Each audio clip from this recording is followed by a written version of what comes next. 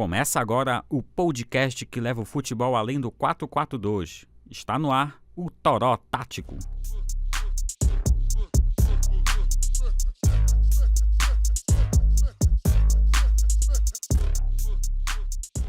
Fala galera, vamos começar mais um podcast e vamos falar de Parazão, é claro. Eu sou o Nixon Melo e para conversar comigo temos aqui o Alessandro Amorim.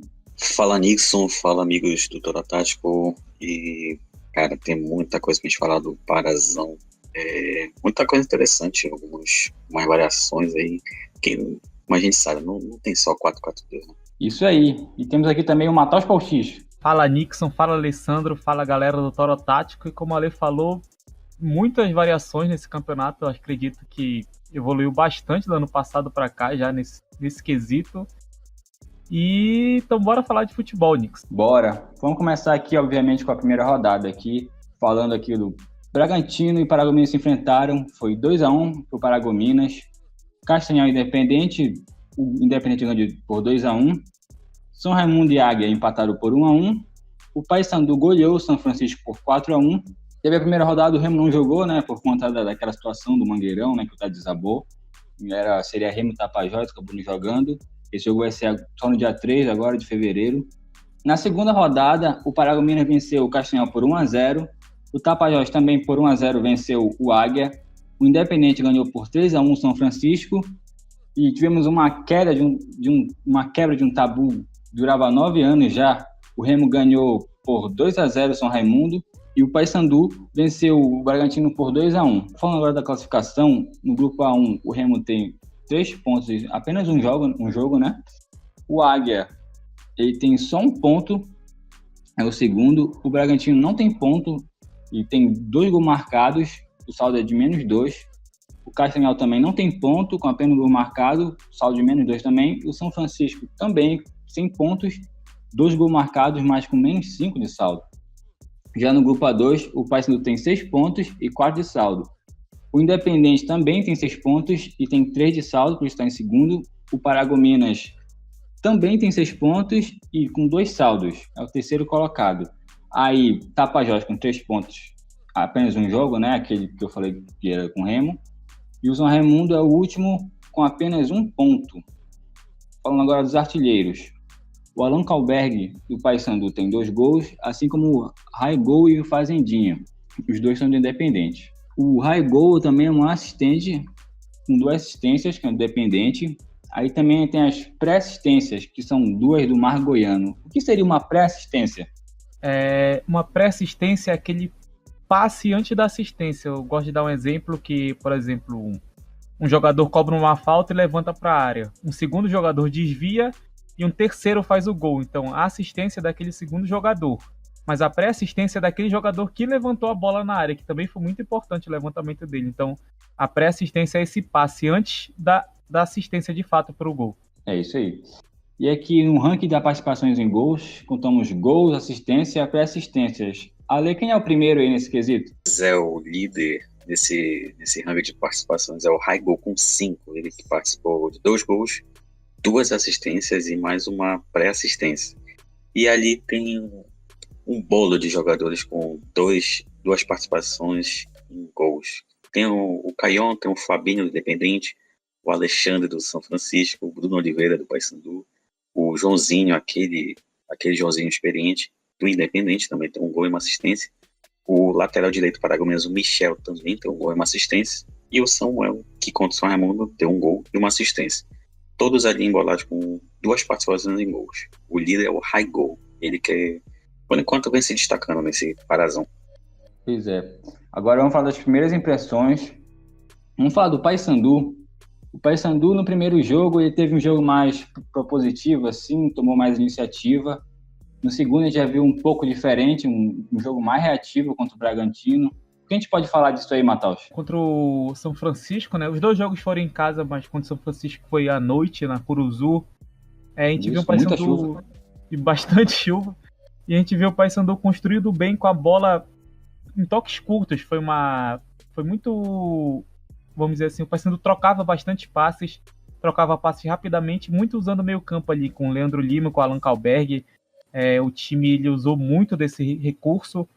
Primeiro porque É a maneira mais fácil de quebrar a linha da defesa, né? Trocando passes o mais rápido possível para pegar o jogador ali atacar o espaço de maneira mais fácil. Também porque a gente viu muitos jogadores do Paysandu no ataque ali. Geralmente eram 6, 7, às vezes até 8 jogadores do Paysandu no campo de ataque, então o time ocupava bastante o espaço na área adversária, trocava passes rapidamente, invadia, tentava jogadas pela direita, principalmente com o Bruno Oliveira, que é o lateral. O Paysandu usou muito a velocidade, a força física do Bruno Oliveira, e o São Francisco estava acuado. A gente não viu o São Francisco ali conseguir sair com a bola com qualidade ali no meio campo, e o Paysandu se aproveitou disso, foi empurrando, teve a profundidade com o Paulo Rangel, profundidade é a distância entre a defesa do adversário, né, e o próprio gol dele. Então, quanto mais profundidade, mais o adversário fica acuado, e o Paysandu fez isso. A gente viu o Paysandu propondo o jogo muito bem, construindo bem e não tendo, vamos dizer assim, não teve dificuldade na defesa. Sofreu o gol, saiu atrás, inclusive, no placar, mas depois não teve tantas dificuldades na defesa, porque o São Francisco teve esse problema. Então o Paysandu controlou o jogo nessa partida, acabou vencendo por 4-1. E contra o Bragantino, o Paysandu acabou fazendo um gol muito cedo. O Caion converteu um pênalti aos 2 minutos, pênalti sofrido pelo Nicolas. E a partir daí, eu achei que foi, na minha impressão pelo menos, que foi um teste do Paysandu para testar se realmente seu jogo reativo, deixar o adversário com a bola e ver como o time atuava com contra-ataque. E foi isso que aconteceu. O Bragantino dominou. O Bragantino, que tinha ido muito mal no primeiro jogo, muito mal mesmo, sofreu com a pressão do Paragominas, com a marcação-pressão do Paragominas. Nesse jogo ele não teve essa marcação-pressão do adversário e tocou mais passes. E com isso, com esse jogo reativo do Paysandu, o Bragantino teve mais liberdade. A gente viu o Paysandu com muita dificuldade para atuar nesse jogo reativo. Porque, primeiro, não conseguia defender bem, porque para jogar reativamente tem que defender bem. O Paysandu não conseguia impedir essa progressão dos jogadores do Bragantino, a marcação ali na saída de bola, não no campo adversário, no próprio campo do Paysandu ali, na linha de meio campo, não estava funcionando bem. A gente viu o Paysandu com dificuldades nos duelos, o Paysandu não conseguia roubar a bola e sair rapidamente, sempre teve ali dificuldade, estava sempre marcado, porque o Bragantino sim fez uma marcação-pressão no Paysandu, e a gente não viu o Paysandu com precisão nos lançamentos, porque para jogar no contra-ataque tem que saber lançar também, porque se tem jogadores rápidos, jogar no espaço é a melhor oportunidade de aproveitar essa velocidade deles. E a gente não viu o Paysandu com tanta precisão nos lançamentos, no primeiro tempo principalmente. E também teve mais um quesito, que nesse segundo jogo, o Paulo Rangel não atuou, ele teve uma lesão um pouco ali em cima da hora, então o Caion teve que jogar de centroavante. E o Caion foi muito mal nesse papel. Não foi só uma opção, né? Não foi só uma opção, porque o Caion realmente jogou muito mal de centroavante. Ele poderia ter colocado o João Leonardo, mas eu acho que seria meio que um teste de fogo para ele ali naquele jogo. E o Caion já tinha jogado o primeiro jogo, então ele queria testar o Caion nessa função para ver se ele pode ser útil durante a temporada. E pelo que ele mostrou, ele não pode, porque ele não conseguia fazer o pivô, ele não conseguia dar sequência nas jogadas, mesmo usando a velocidade, ele não conseguia, ele estava com um pouco de dificuldade em carregar a bola, em passar pelo adversário. Matheus. Oi. Eu concordo contigo. Eu vi ele com muito problema com carregar a bola. Toda vez que ele pegava a bola, ele não tomava a decisão certa. E também, não só por culpa dele, eu também vi que não tinha muita aproximação. Então, às vezes ele pegava a bola, ele virava um pouco, tentava um drible, mas só que não conseguia prosseguir a jogada, né? Era uma dificuldade individual dele mesmo, e também eu acho que num coletivo, assim, também não ajudou. Sim, porque o Paysandu, para mim, ele estava um pouco descompacto, estava um pouco desorganizado nesse quesito, que isso afetou a defesa, que eu vou falar daqui a pouco. Mas o Caion, eu acho que o principal problema dele foi que, em muitas oportunidades, ele estava ali realmente mal posicionado porque o time não estava acompanhando. Em outras, quando o time estava acompanhando, ele meio que estragava a jogada ali, não conseguia dar sequência, dar um passe simples para acelerar com o Allan Kalberg ou com os pontas. Eu realmente não lembro de uma jogada que o Caion recebeu e lançou para o Vinícius Leite ou para o Nicolas correr em velocidade pelos lados. Eu vi ele tentando muito jogar como ele jogava de ponta, carregando a bola para a direita ali, meio que acabava se confundindo ali com o espaço de ação dele. Então, ele foi muito mal nessa função e atrapalhou também o time. O time atrapalhou ele e ele atrapalhou o time. Então, acho que ele foi muito mal. Isso foi um ponto que eu gostaria de destacar bastante.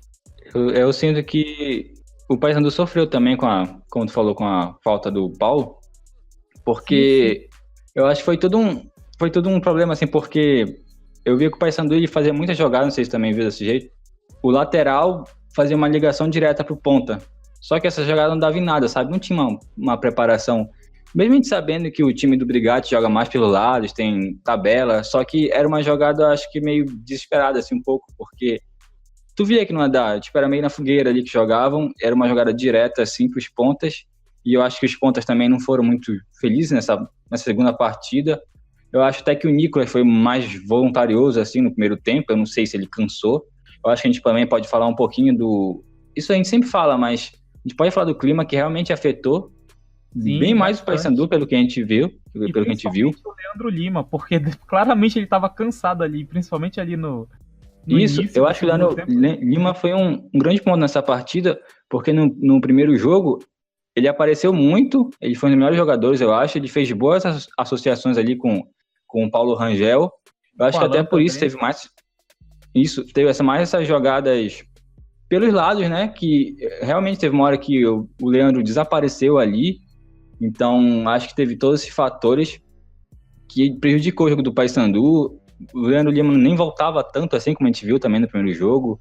A gente também pode falar do Kalberg, né? Sim, porque pra mim, Leandro Lima e Alan Kalberg, para eles jogarem juntos ali, eles não podem ficar só eles no centro, porque o Paysandu fica muito fraco na defesa. E nesse jogo a gente percebeu isso por causa da compactação. Por quê?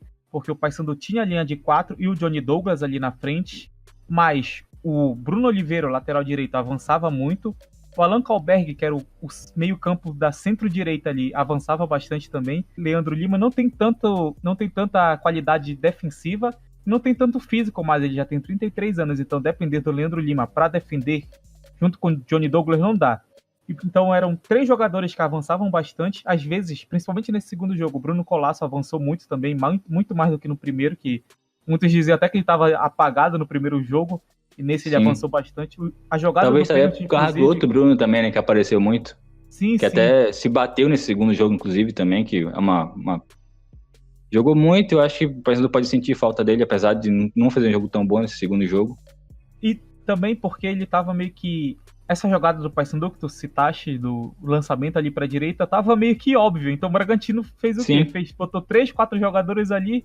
Como é que o Paysandu com 2, 3 jogadores vai vencer ali vai vencer na força, na velocidade, uma defesa armada? Não tinha como. Então ele que acabou ia pra frente, cansava e não tinha como voltar. E isso acabou sobrecarregando o Johnny Douglas. Inclusive o gol que o Paysandu do Bragantino foi nessa jogada. Por quê? O Paysandu roubou a bola no meio campo e o Bruno Oliveira disparou, ele já estava quase lá na bandeirinha do adversário. E com isso o Alan Kalberg recebeu no meio. O Bragantino fez o quê? Pressionou o Paysandu, marcou todos os jogadores ali atrás. Eu acredito que o Alan poderia ter tocado para trás, mas seria um passe meio que na fogueira ali para o Mikael. E quando o Alan dá o segundo drible, que ele estava virado para trás, dá o segundo drible para virar para frente, o Bragantino estava marcando bem também. Tinha uma opção que era o Nicolas, mas o Alan preferiu carregar um pouco mais. Nessa carregada, a força física do Bragantino fez diferença, porque o Bragantino roubou a bola, um jogador roubou a bola e o outro adiantou. Então o Bragantino pressionou muito o Paysandu, ganhou na força. O time se prepara para isso, né? Ganhar na superioridade. O time adversário se prepara para isso, né? Para cortar a linha de passe, para ganhar a superioridade numérica. Sim. E isso é que era o diferencial do Paysandu no primeiro jogo, a velocidade na troca de passes. Nesse jogo não, a gente viu muitos jogadores tentando carregando errado às vezes, carregando com dificuldades físicas mesmo, dificuldades técnicas de segurar o controle da bola. Então a gente viu o Paysandu muito diferente nessa segunda partida. Mas eu acho que isso é principalmente culpa do início da temporada mesmo. Todos os times estão em fase de início de temporada, então os problemas, grande parte, são por causa disso. Mas dá pra a gente citar já que o Paysandu tá sobrecarregado, assim. O Johnny Douglas, ele, nesse gol do Bragantino, Bruno Oliveira sobe e o Bragantino ataca pelo meio. Ou o Johnny Douglas ficava ali no meio para bloquear o jogador, senão ia ser o Marco Goiano ia ficar de frente com a zaga. Ou ele fechava pela direita para cobrir a subida do Bruno Oliveira. Então ele não podia fazer as duas funções ao mesmo tempo. Ele escolheu ficar no meio e o Bragantino atacou pela esquerda e acabou fazendo o gol. Então isso que é esse que eu falo que é o problema, que ele está sobrecarregado, e é o problema de compactação. era bem fácil tu ver esses problemas que o Johnny Douglas enfrentou, porque tu tem ali, né, o 4-1-4-1. Só imaginar, tem os 4 lá da defesa, aí tem mais o Johnny Douglas, que é esse primeiro né? E o segundo seria já mais o Caion, centroavante, e tu conseguia ver o Johnny Douglas correndo de um lado pro outro, assim, da esquerda pra direita, tentando suprir. Bem, só que em algum momento sim, o adversário mas ele não podia estar em todos os lugares, né? Nenhum jogador pode. Então, realmente, ele sofria muito com isso. É isso aí. Então, nesse 4-1-4-1 do Paysandu, a escalação base do Paysandu é o Mota no gol, Bruno Oliveira, o Mikael, Vitor Oliveira e o Bruno Colasso na defesa, o Johnny Douglas sendo esse aí, o Caion na ponta direita no primeiro jogo, mas no segundo foi o Nicolas, o Alan Kalberg e o Leandro Lima ali por dentro, o Alan Kalberg trocando muito de posição, essa linha de 4 do Paysandu que no primeiro jogo foi Caion, Alan, Leandro e Nicolas, no segundo foi Nicolas, Alan, Leandro e Vinícius Leite. Esses 4 trocavam muito de posição, às vezes o Alan ficava para a direita, às vezes o Alan abria para ponta esquerda, às vezes abria, então trocava muito ali de posição. E mais um homem na frente, que no primeiro jogo foi o Paulo Rangel e no segundo o Caion. E como o Alan, o Leandro sobem bastante, falta alguém ficar ali no centro. Ou o Brigatti segura um lateral, porque segurando um lateral poderia ficar os 3 defensores e mais o Johnny Douglas ali na frente, fechando ali uma espécie de losango na defesa do Paysandu, ficaria um pouco mais seguro. Ou ele tem que trocar poderia jogar o Alan para ponta direita, que o Alan joga também de ponta direita, colocar mais um jogador físico ali no meio, como o William, como o Alex Galo, que joga de segundo volante. Então, dessa maneira que o Paysandu tá, não é só questão do início de temporada, é questão da disposição dos jogadores e das funções, das características individuais também. Porque o Leandro Lima ele poderia ser um segundo volante, com um passe mais qualificado, mas ele teria que ter um primeiro volante muito forte e uma defesa para segurar ali. Mas como ele é um jogador com muito drible, muito recurso, ele tem que jogar livre. Mas ao mesmo tempo que ele joga livre, o Bruno Oliveira joga livre, o Bruno Colasso joga livre, o Alan Kalberg joga livre, não dá pra todo mundo jogar livre ali. Tu não acha que falta mais um pouco os pontas recuarem um pouco? Eu senti um pouco de falta nesse segundo jogo, principalmente. Eu acho que sim, mas essa questão do Paysandu, eu acredito que nesse segundo jogo, inclusive, o Vinícius Leite, eu acho que ele voltou bem, teve uma jogada no segundo tempo, inclusive, que ele foi ali pra área defender e já tava indo pro ataque. Então ele era um jogador que aparecia muito bem. Só que a questão é que se os pontas voltarem e os laterais ficarem subindo, essa troca vai ficar um pouco óbvia ali. E mesmo assim teria que ter um jogador mais por dentro. Será que o Nicolas jogaria por dentro? Será que ele conseguiria fazer essa recomposição por dentro? Porque ele também não é tão forte assim fisicamente. Será que o Vinícius Leite também? Então eles não são jogadores fortes para aguentar ali uma marcação pressão, uma roubada de bola. Então eu acho que eles poderiam fazer isso, mas não sei se eles seriam as pessoas certas para essa função ali. Principalmente nessa característica de voltar por dentro e dar liberdade para os laterais e para os meio-campistas. Normalmente, quando uma equipe joga com os laterais muito mais soltos, inclusive o Paysandu fez isso em 2015, joga ali com 2, 3 volantes fixos. O Paysandu não joga assim, ele joga com um volante fixo e 2 centrais ali. Os centrais poderiam fazer essas funções, mas eles não têm essas características para isso. Pegando, acho que um exemplo ali, o Flamengo do ano passado jogava meio assim, né?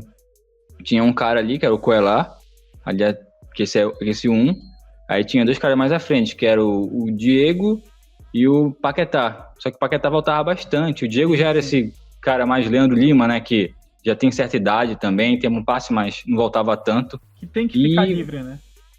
Isso. E dentro disso, quem a gente pode falar do Marcos Antônio também, que entrou e fez até o gol da vitória do Paysandu, né, no último minuto. Deu pra ver que ele tem um bom passe ali. Eu não vi ele se movimentar tanto. O que tu tem pra falar dele? O Marcos Antônio, ele é um segundo volante, ala esquerda, ponta esquerda, lateral esquerda. Ele faz todas as funções ali, principalmente pela esquerda. Ele é um jogador que tem um bom lançamento. Ele é um jogador também que tem característica de carregar a bola, de normalmente trazer para... Quando o jogador joga na ponta, ou ele traz para a linha de fundo ou ele traz por dentro. O Marcos Antônio normalmente tem uma característica de levar para a linha de fundo, para correr com o pé na risca da linha. Então ele é um jogador que pode fazer essa função. Quando ele entrou no lugar do Alan Kalberg, o Paysandu meio que mudou do 4-1-4-1 para o 4-2-3-1.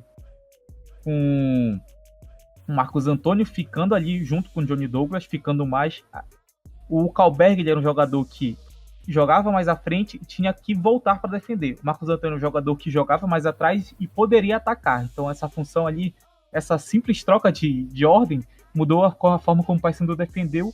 E o Marcos Antônio, como ele é um jogador que tem um passe, um lançamento bom também, ele não deixou o Paysandu tão abaixo tecnicamente. Então ele é esse volante ali que chamam de segundo volante moderno, né? Que ataca, que invade a área. Ele é esse tipo de jogador quando joga de volante. E eu acho que o Paysandu, nessa função, o Paysandu ficou um pouco menos sobrecarregado, principalmente o Johnny Douglas, mas ao mesmo tempo ele teve um pouco mais de liberdade.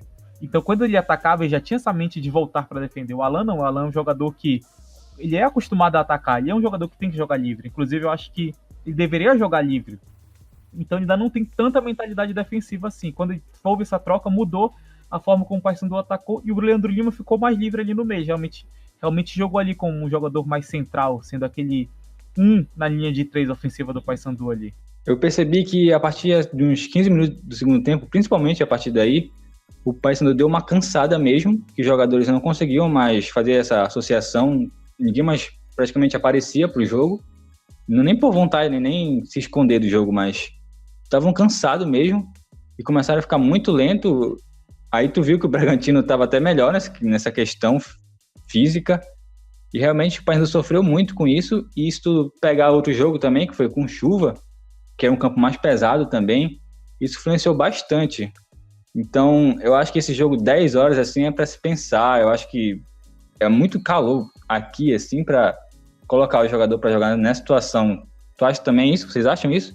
Eu acho que em qualquer lugar do Brasil é que é difícil jogar 10 horas, Exato. Mesmo nos lugares mais frios. Até porque isso afeta todos os jogadores, fisiologicamente mesmo falando, todas as pessoas que estão ali envolvidas. Então acho que poderia ser uma opção se os estádios aqui tivessem mais aptos para isso. Por exemplo, tivesse uma cobertura ali, tivesse um controle de temperatura do gramado, como nos estádios mais modernos tem, mas do jeito que está aqui, eu acho que é mais difícil para os jogadores. Acaba que o nível técnico de alguns, principalmente o Leandro Lima, nesse caso, vai para baixo ali pela questão física. Então, eu acho que como o Paysandu é um time que, teoricamente, é mais técnico, o Paysandu e Remo são os times mais técnicos, deviam ser, pelo menos. Então, acho que para eles é a pior opção nesses casos de campeonato estadual, campeonato brasileiro, porque eles acabariam sofrendo muito mais do que os adversários. O presidente do Paysandu, Ricardo Lipô, até cogitou essa possibilidade de um reparo 10 horas da manhã, e o Brigatti já falou que é melhor que não, que realmente influencia. A gente viu que influencia, então eu também concordo que não seria uma boa opção. Acho que pro jogo mesmo, e tendo um jogo bom é melhor para todo mundo, para a torcida, né? Também para os times, como tu disse, eles são muito técnicos assim, em teoria, e é melhor pro espetáculo. E o Matheus está falando também um pouco do Bragantino, que eu acho que surpreendeu um pouco também, né? A gente viu um Bragantino bem melhor nesse segundo jogo, no primeiro.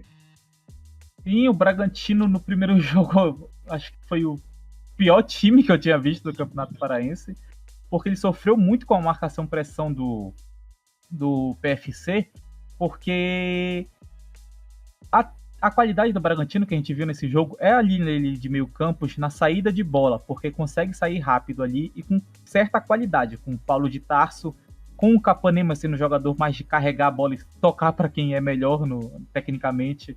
Então a gente viu o Bragantino bem melhor nessa segunda partida. Com a presença do Arian, o time teve uma referência melhor ali do que no primeiro jogo, quando jogou com Fidelis e Will ali no ataque, basicamente. Então, são jogadores rápidos. Com o Arian, Taperaçu foi um time com uma referência de fato ali. A jogada de carregar pelo meio, tocar pro lateral, para ele cruzar para a área, funcionou bem melhor. Então acho que o Bragantino atuou muito bem nessa partida. Eu não sei se esse time vai conseguir jogar assim tão bem contra as outras, porque tem problemas na saída de bola quando sofre marcação-pressão. E a gente já viu que é fácil um time pegar o outro, saber a dificuldade e jogar só nessa dificuldade aí. Se todos os times jogarem com o Bragantino pressionando a saída de bola e o time sempre sofrer, vai ser difícil pro time pontuar. Nesse jogo que jogou melhor, que controlou o jogo, que ditou o ritmo do jogo, não conseguiu pontuar, imagina nos outros que ele pode sofrer, principalmente dentro de casa. Então acho que é um time que jogou bem melhor no primeiro pro segundo jogo. por causa dessa presença do Arian, por causa da não marcação do Paysandu, também por causa da intensidade, porque quando o time joga controlando... Por causa da questão física também, né? Sim. Então, como ele estava controlando o ritmo, ele controlou o físico, ele controlou ele até onde poderia atacar, onde poderia acelerar mais um pouco, poderia ritmizar um pouco mais, diminuindo a velocidade do ataque. Então ele conseguiu controlar melhor essa questão física. A presença do Marco Goiano no primeiro jogo, nesse segundo também um pouco, mas no primeiro era mais. Marco Goiano meio que jogava como um ponta direita. Então ele não tinha essa qualidade, e não tinha liberdade para construir por dentro, iniciar jogadas de construção central ali. Nesse jogo não, ele atuou ali O Bragantino jogou numa espécie de 4-3-3 com Axel, Bruno Limão, Romário, Gabriel Gonçalves e Esquerdinha, aquele ex-Remo, sim, no ano passado. Ricardo Capanema, Paulo de Tarso e Marco Goiano, Pecel, Arian e Will. Então, um 4-3-3 meio que com Capanema e Paulo de Tarso sendo os dois volantes ali. Ora o Paulo de Tarso ficava na saída de bola, ora o Capanema. O Marco Goiano à frente deles, tendo liberdade para atuar ali, para flutuar na linha de meio campo. O Pecel como ponta direita, o Will como ponta esquerda e o Arian como referência. Então no time mais clássico ali, no 4-3-3. E essa presença do Marco Goiano centralmente melhorou muito a saída do time, porque algumas vezes, em poucos momentos em que o Paysandu fez uma marcação um pouco mais adiantada, ele recuava e não sobrava espaço ali na ponta direita, porque o Pecel estava ocupando, não sobrava espaço na ponta esquerda porque o Will estava ocupando. Então o Bragantino tinha certa amplitude ali, tinha a distância entre os jogadores mais abertos dele era grande, então ele aumentava ali o espaço efetivo dele, aumentava o espaço que ele ocupava em campo. E o Marco Goiano, com essa liberdade, ele conseguia construir por dentro, conseguia fazer associações com o Will, com o Pecel, com o Esquerdinha, que sobe bastante, com o Paulo de Tarso, que tem muita liberdade para atacar. Então ele conseguiu, controlando o ritmo, ele conseguiu dar essa liberdade para o Marco Goiano ser o cara ali do jogo de verdade. Eu vi também um pouco de diferença do Esquerdinha. Como o Paysandu atacava muito pelo lado direito, o Esquerdinha não foi aquele cara de quase meio campo que ele jogou na primeira partida. Ele jogou ali um pouco mais como um lateral mesmo, como um ala, subia ali até mais ou menos a linha central do jogo. Então ele não teve tanta participação ofensiva assim, mas ele conseguiu controlar bem ali o lado esquerdo, que era por onde o Paysandu atacava bastante. O Capanema, eu acho que ele jogou bem. O problema é que quando o jogo acabou, ele foi expulso. Então a gente já viu que ele não mudou tanto assim. Ele não foi aquele... Ele foi aquele Capanema que a gente conhecia ali, de meio que explosão mesmo psicológica no final da partida. Então, se ele não tivesse feito isso, ele seria um dos melhores da partida. Mas isso afeta, assim, a questão dele. E eu quero ver mais do Bragantino nos próximos jogos. Porque o Bragantino jogou muito bem contra o Paysandu. Tinha jogado muito bem contra o São Francisco. Apesar do São Francisco ser um time para mim, um dos piores, o Bragantino estaria ali no mesmo nível, levando em consideração a primeira partida, mas ele evoluiu bastante. Para mim, ele chegou ali na linha de times intermediários, por essa intensidade, por ter controlado o jogo de uma maneira até boa. Então, acho que é um time que pode evoluir, mas eu quero ver como vai ser essa evolução, se ele vai conseguir corrigir esses erros, se vai conseguir manter o ritmo, se vai conseguir manter o físico. Mas eu quero ver se o Aguinaldo vai conseguir manter esse ritmo, vai conseguir manter essa intensidade, e se vai conseguir corrigir os erros que a gente viu principalmente na primeira partida, de desorganização, de sofrer para sair com a bola, de não ter tanto variação ofensiva assim.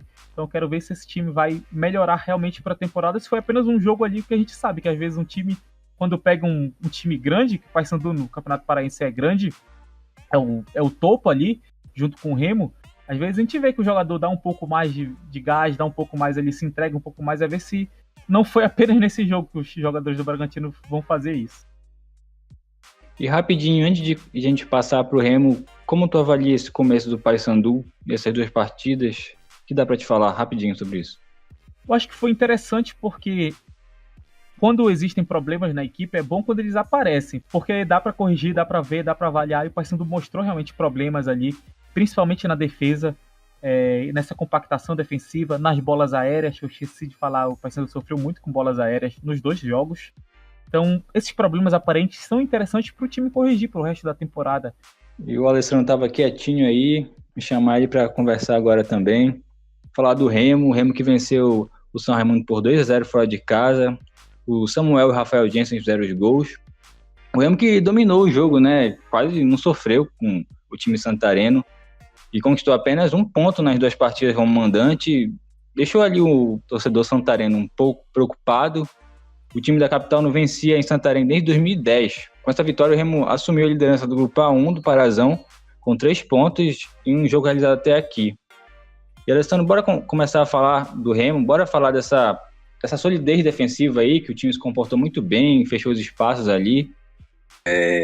Cara, gostei muito da história do Remo, principalmente no aspecto defensivo. Acho que se a gente for olhar nas temporadas anteriores, o Remo tem um retrospecto assim, de vitórias, mas sempre ficava aquela pulga atrás da orelha da torcida, assim, pô, será que o ataque tá indo bem, mas e a defesa? A gente teve vários jogadores de zaga, tipo Henrique, Maxi, Bruno Maia, entre outros aí, que sempre deixava a torcida assim, bem preocupada com o sistema defensivo, mas acho que esse ano é diferente.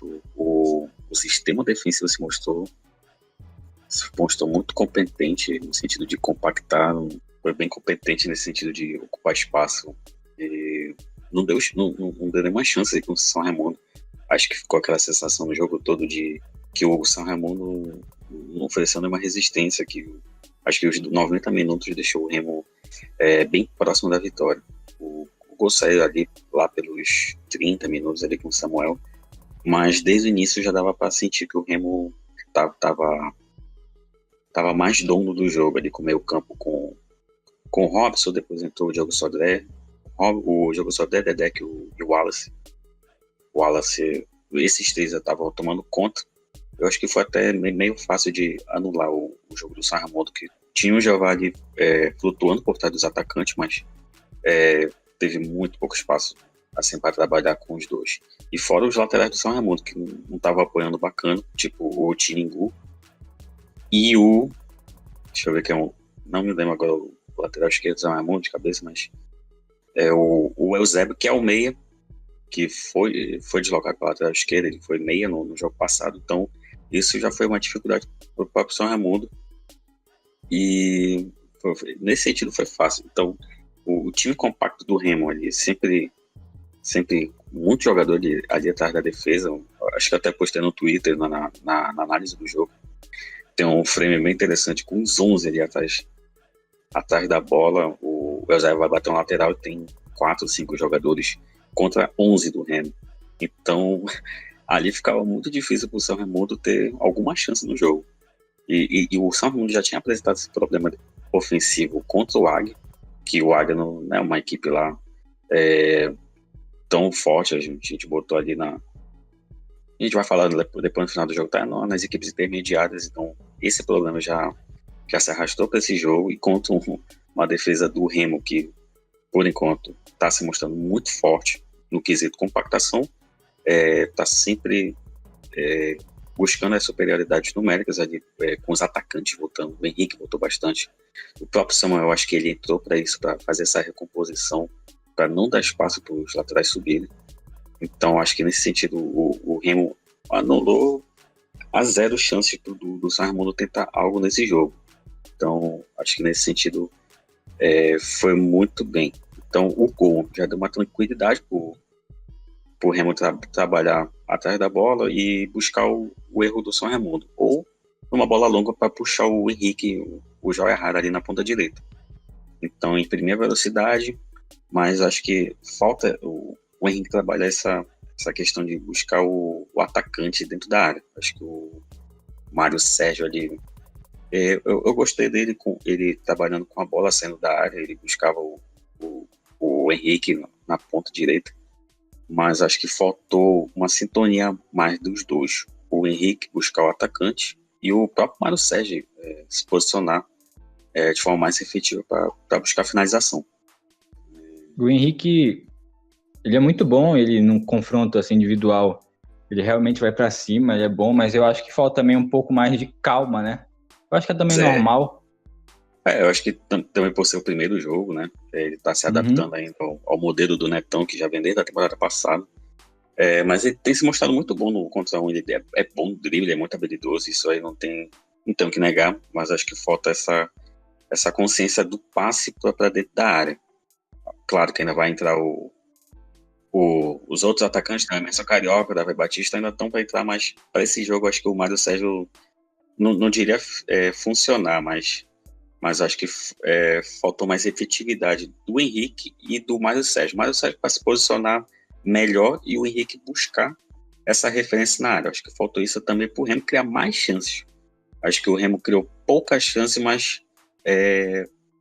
controlou muito o jogo. Acho que estava muito controlado o jogo, então não teve sustos do São Raimundo, mas acho que deu a sensação pro torcedor de que poderia criar mais.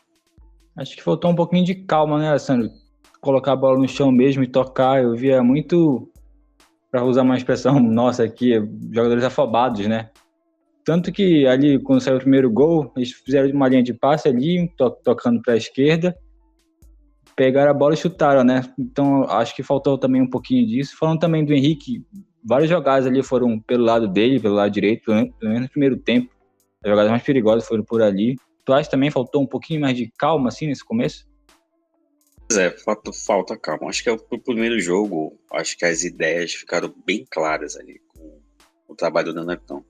Mas essa afobação acho que é normal. Acho que falta mais a consciência. Acho que isso vai melhorar com o decorrer da temporada.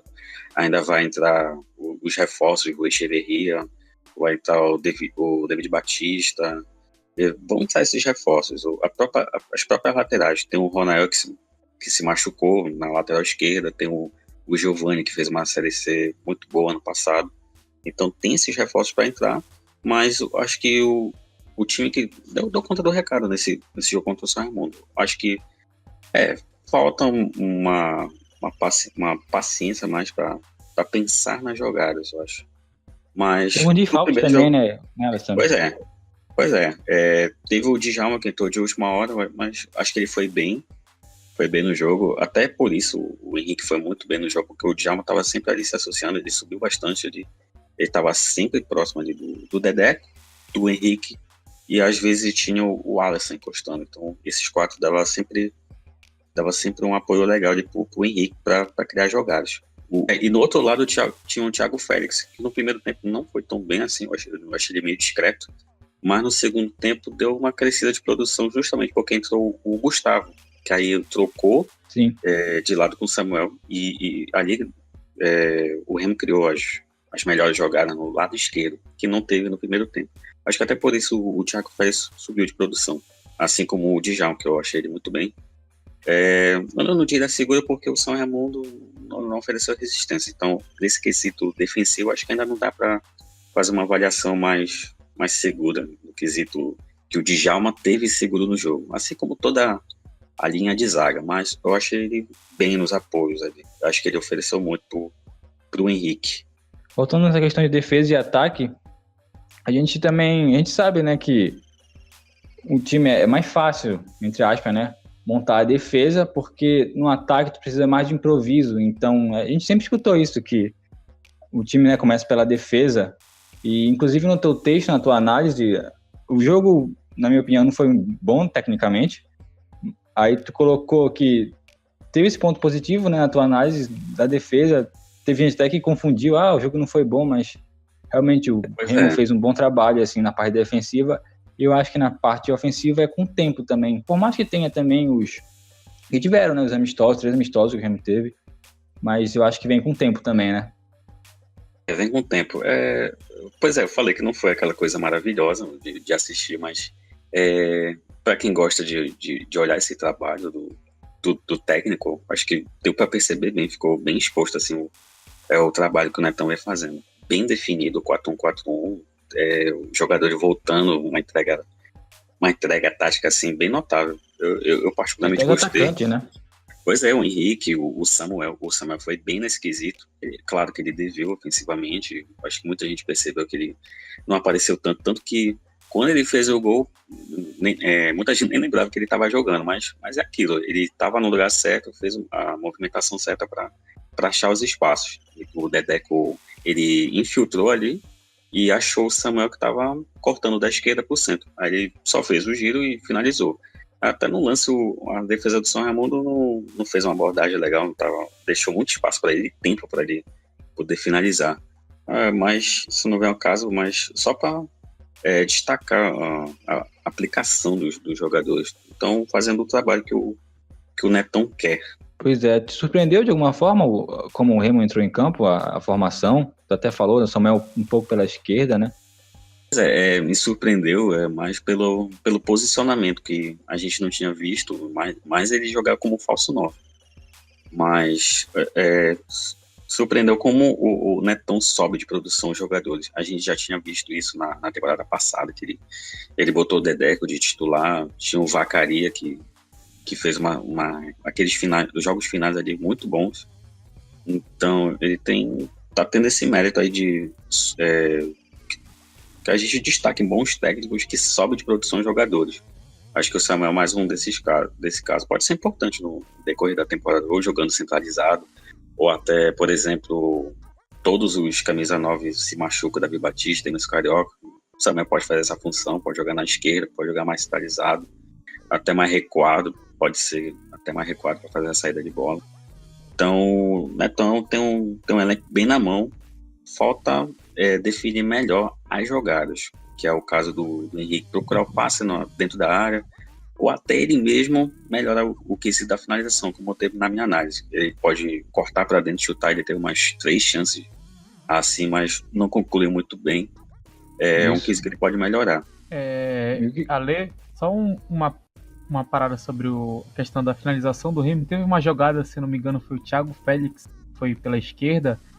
Foi aquela jogada clássica, que o lateral entra, todo mundo entra na área, né, todo mundo vai em direção ao gol e sobra espaço ali na entrada da área. Ele cruzou ali para aquela entrada da área, só que não tinha ninguém do Remo ainda ali para finalizar. Então, essa é uma jogada que o Remo usou bastante com o Dedeco, e que eu acho que ele pode usar bastante com esses jogadores ali do meio campo, como o Samuel, o Alacer, o próprio Dedeco, que para mim são jogadores com uma finalização ok, finalização de boa para ok.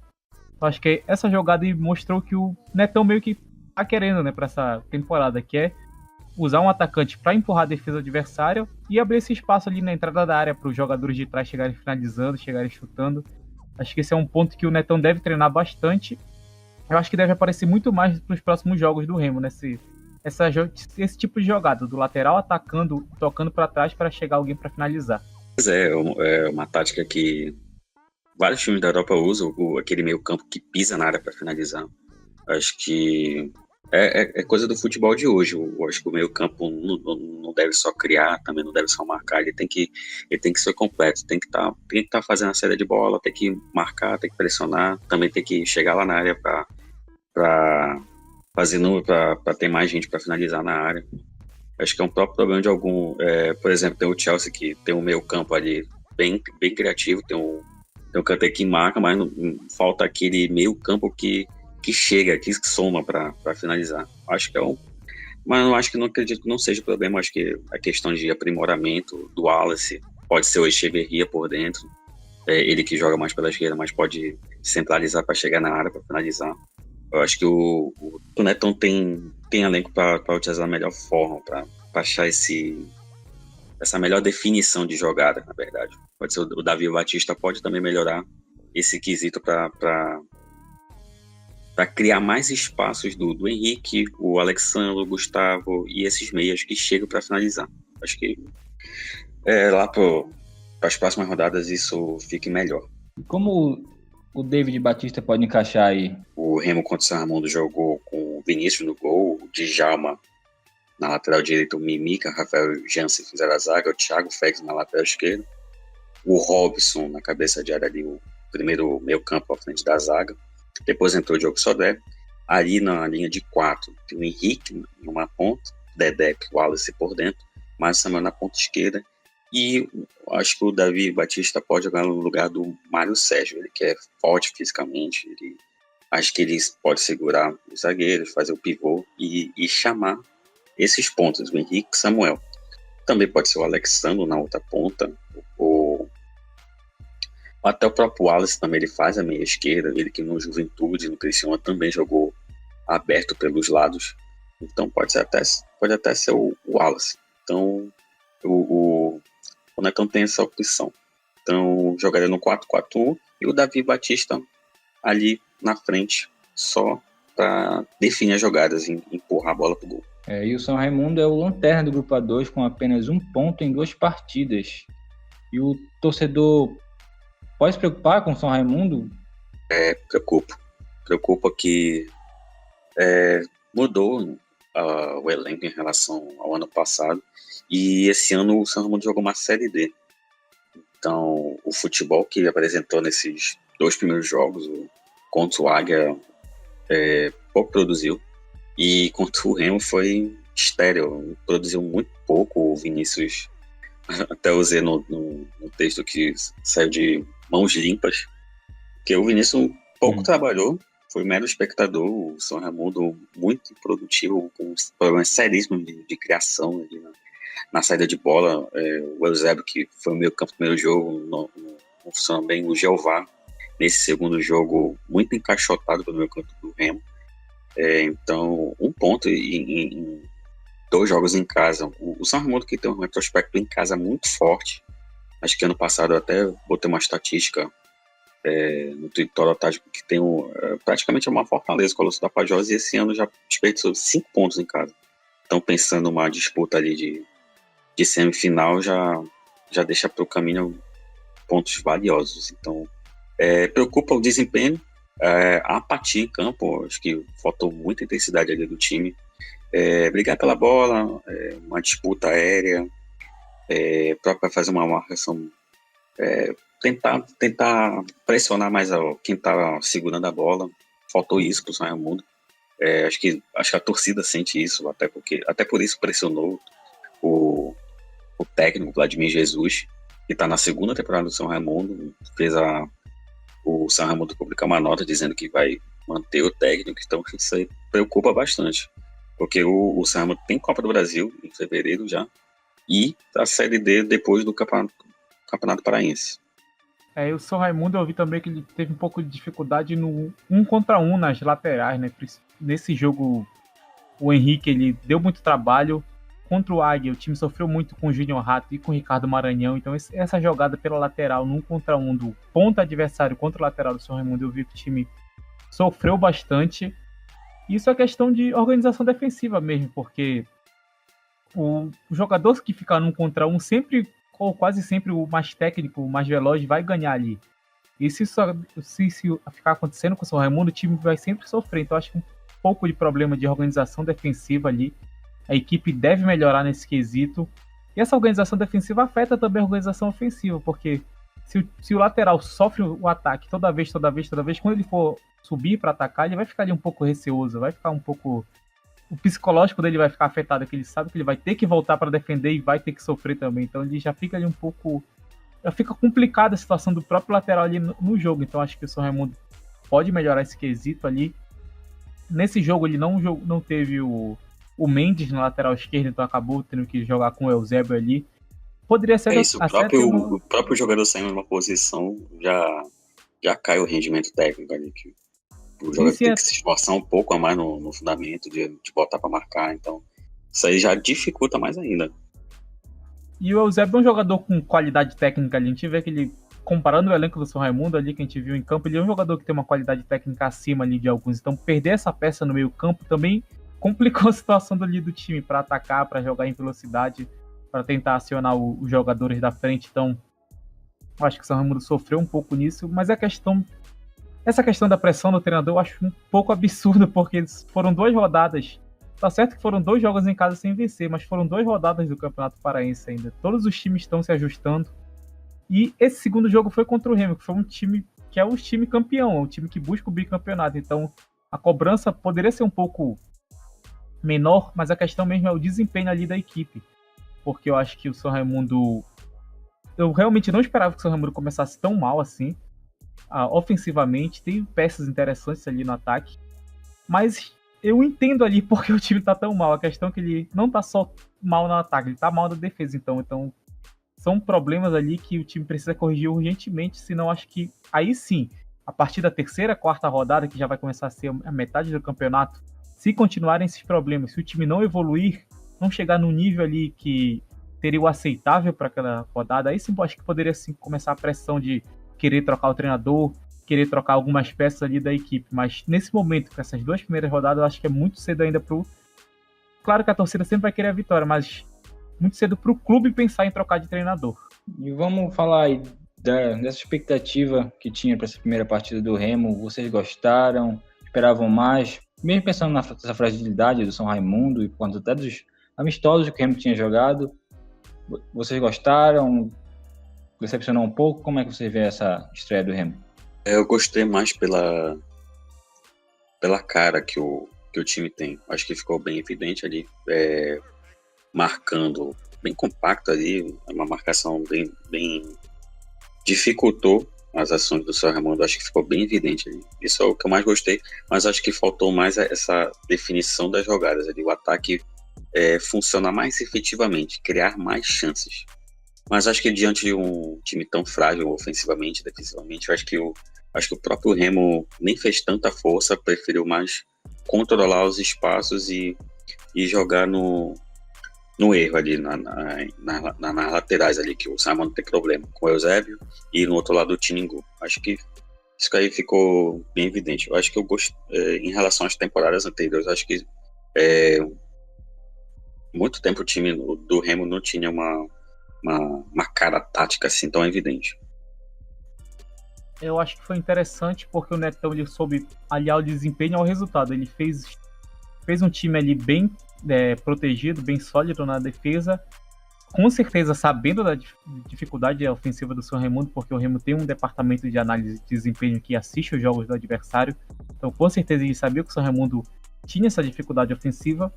Ele soube trabalhar isso ali, porque se protegendo muito bem, em poucos ataques ali o Remo poderia conseguir fazer o resultado, mas acabou que o Remo deu muitos ataques, mas meio que não conseguia construir esse resultado aí. Eu não lembro, de verdade, o seu Ale lembra, ele pode me ajudar aí, de uma finalização do Remo dentro da área, assim, que foi realmente perigosa, que foi aquela jogada ali que o Remo quebrou a linha do São Raimundo por dentro, pelo centro ali. É perigosa, assim, não ter, mas eu lembro que teve uma do Mário Sérgio, mas não foi tão efetiva. Eu acho que até desviou no defensor do São Raimundo, mas não chegou aquela que o goleiro trabalhou, uma defesa difícil, mas é aquilo, teve pouco, realmente. Então o Remo ele conseguia chegar ali, mas não conseguia. Eu não vi o Remo com qualidade para penetrar na área do São Raimundo ali com várias pessoas em condições de finalizar. O Remo conseguiu sim, boas finalizações ali, conseguiu vencer, mas eu não vi esse time conseguir penetrar na área assim de fato, para ter aquela definição mais fácil, aquela definição mais clara.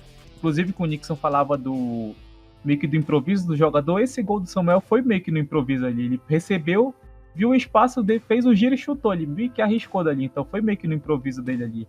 A jogada foi trabalhada assim, mas chegou num ponto ali que ele viu o espaço e conseguiu finalizar. Não foi uma jogada ali que ele recebeu claramente para fazer o gol. Por exemplo, eu acho que se fosse o Dedeco, se fosse o Robson Luiz ali, não sei se eles fariam aquele gol que o Samuel fez. Não sei se eles teriam a mesma possibilidade de fazer aquele gol ali. Então acho que falta um pouco nisso no Remo de... Uma capacidade de improviso, né? Exatamente, de penetrar mesmo na defesa, dar esse problema ali pro goleiro de fato. Não só de Remo e Paysandu, viu, Parazão, vamos falar aqui dos outros times também. Falar aqui, começar com Paragominas. A gente destaca alguns pontos aqui como intensidade, marcação-pressão, problemas na finalização. Precisa de uma referência melhor? O que vocês acham do Paragominas até agora? Eu vi um time muito interessante do Paragominas, muita intensidade, muita, como você citaste, muita marcação-pressão. Um time que realmente ataca o adversário, que domina o campo, que tenta recuperar a bola o mais rápido possível, mas quando tem ela ali, ele não conseguiu, assim como o Remo, ele não conseguiu penetrar muito na defesa ali. Em alguns momentos eu vi os jogadores tomando decisões erradas, poderia acelerar um pouco mais, poderia finalizar de outra maneira, mas acabava ali tendo esses problemas na finalização.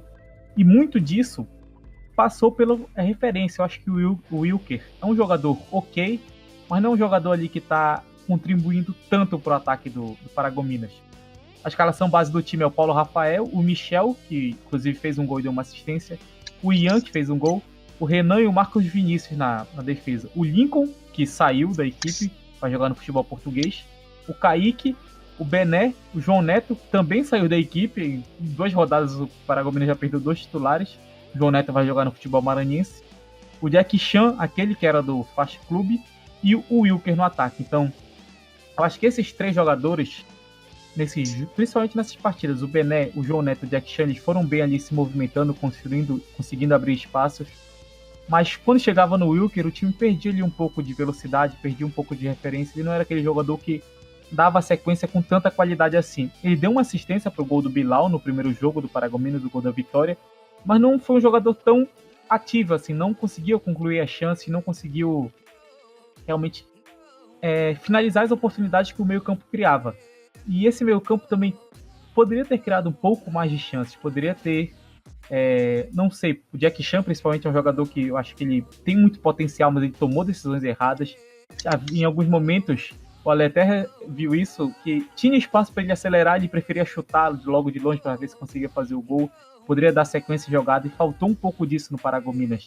Mas essa questão de intensidade, marcação-pressão e muito físico, o time conseguiu, acho que é um dos times com melhores físicos do Parazão, conseguiu ali manter o ritmo durante os 90 minutos, sempre atacando, sempre tentando roubar a bola, sempre tentando não deixar o adversário jogar. Isso fez o time vencer o Bragantino, fez o time vencer o Águia com gol no último minuto, mas o Castanhal, perdão, com gol no último minuto. Mas eu acho que a equipe precisa sim melhorar essa questão de finalização e essa questão da referência. O Wilker, eu acho que ele pode evoluir, mas se não der, o time precisa sim trocar essa peça para ver se consegue melhorar ali a questão de realmente de fazer os gols de fato. Pois é, falando dessa marcação-pressão, acho que muito do funcionamento passa do Lincoln. Passava, na verdade, agora. O Lincoln e o Kaique. O Kaique é o volante mais agressivo que o Lincoln, ele que subia ali. Os dois, na verdade, ele subiu a linha de 3 meias ali para fazer essa marcação. O próprio Kaique é bem agressivo contra o Castanhal. Acho que ele jogou melhor que contra o Bragantino. Ele roubou muitas bolas, ele acelerava. Ele é mais aquele volante box-to-box. Ele fazia essa subida, chegar para finalizar. Ele é bem completo, então é um volante para se destacar nesse time do Paragominas. Tem que ver a substituição do Lincoln nesse time, porque o Lincoln também diria que é um complemento do Kaique nesses volantes. O Kaique, que era mais agressivo, o Lincoln fazia essa proteção, essa cobertura. Ele era muito bom no desarme. Importante. O próprio João Neto também, ele que é o meia / segundo atacante, ele que contra o Castanhal ele flutuou mais. Eu acho que contra o Bragantino ele ficou mais fixo ali como meia, mas contra o Castanhal ele flutuou mais como segundo atacante, ele que se associou bacana com o Jack Chan, o próprio Bené. Então uma peça sentida, mas acho que o Filipinho dá conta ali, ele sempre entrou como reserva nos 2 jogos. Ele entrou bem, eu acho que ele pode suprir essa necessidade ali no 4-2-3-1 do Samuel Cândido. Então, tem que ver. E sobre a saída a substituição do Lincoln, tem um jogador muito interessante, que ele era titular no ano passado, que é o Otávio, que é um volante ali.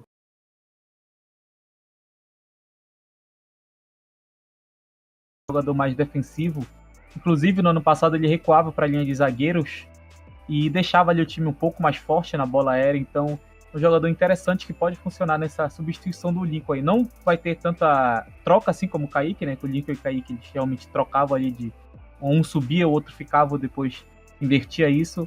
Ficaria um pouco mais Kaique subindo mais, mas eu acho que o Otávio é um jogador que pode encaixar ali nessa equipe.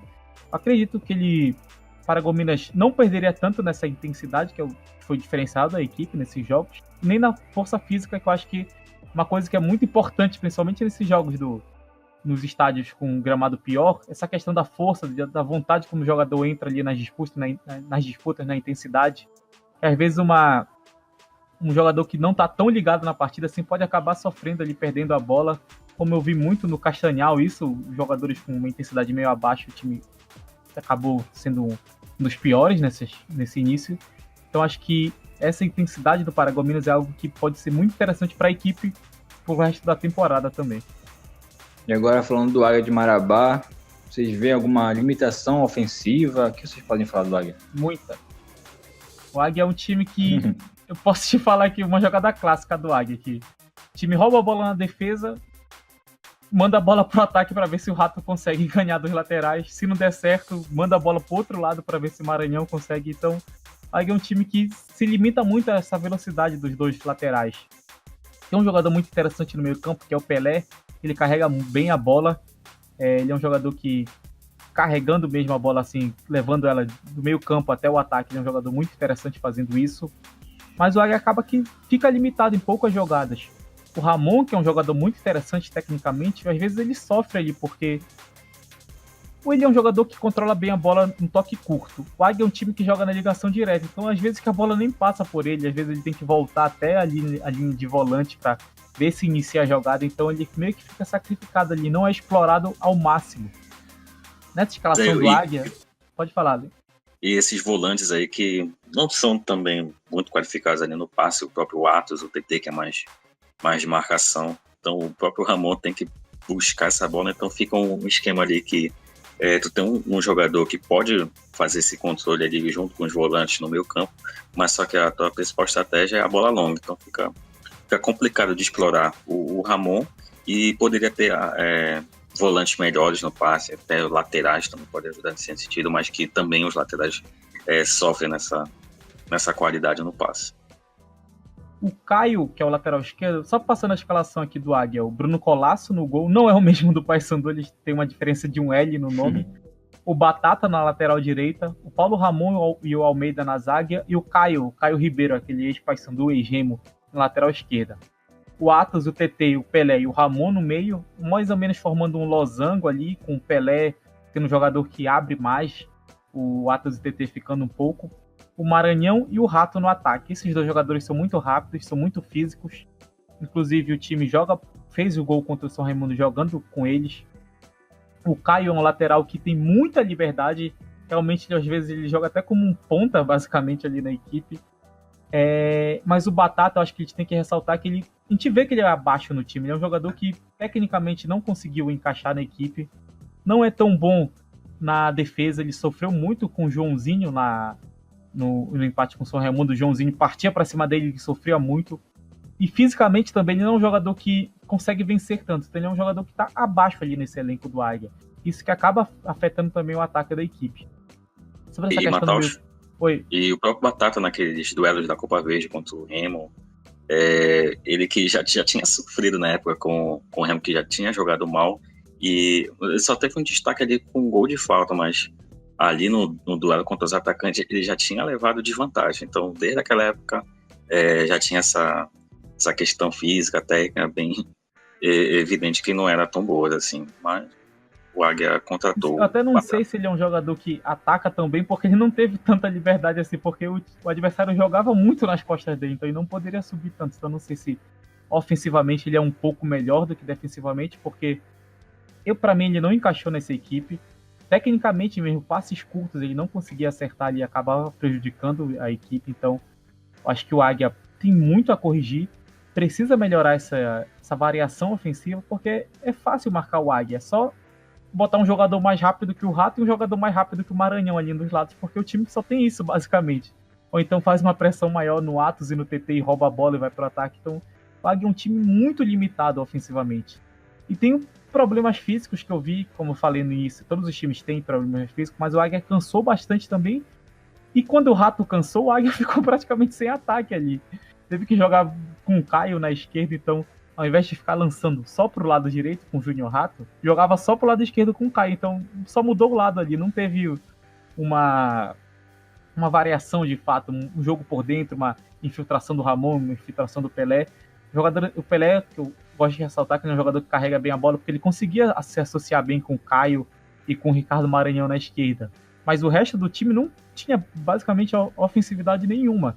E como eu citei, o Ramon fica sacrificado nisso, porque ele é um jogador que a gente vê que ele é acima tecnicamente da equipe, mas que acaba sendo engolido pelo resto ali, pela estratégia, pela forma como a equipe joga, pela bola que não chega, pela bola que ele tem que buscar ali na entrada da área do próprio time. Então, esse Águia, eu acho que deu sorte ali de estar num grupo que tem equipes bem mais fracas que ele, que a gente vai falar posteriormente. Mas é um time bem limitado, sim.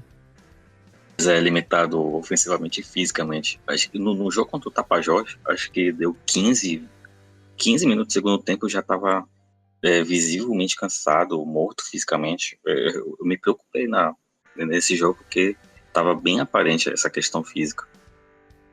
Bom, continuando, temos time que já falamos um pouco aqui, mas vamos falar do São Francisco, que tem a pior defesa do campeonato, que é muito desorganizada, tem problemas na saída de bola, tem um meio-campo qualificado ali, mas é um pouco inoperante ele pela saída de bola, né, Alessandro? O São Francisco, que a escalação base tem um Lab lá no gol, experiente. O Pedro na lateral direita, a dupla de zaga, o Roberto e o Douglas. Na lateral esquerda tem o Andrelino.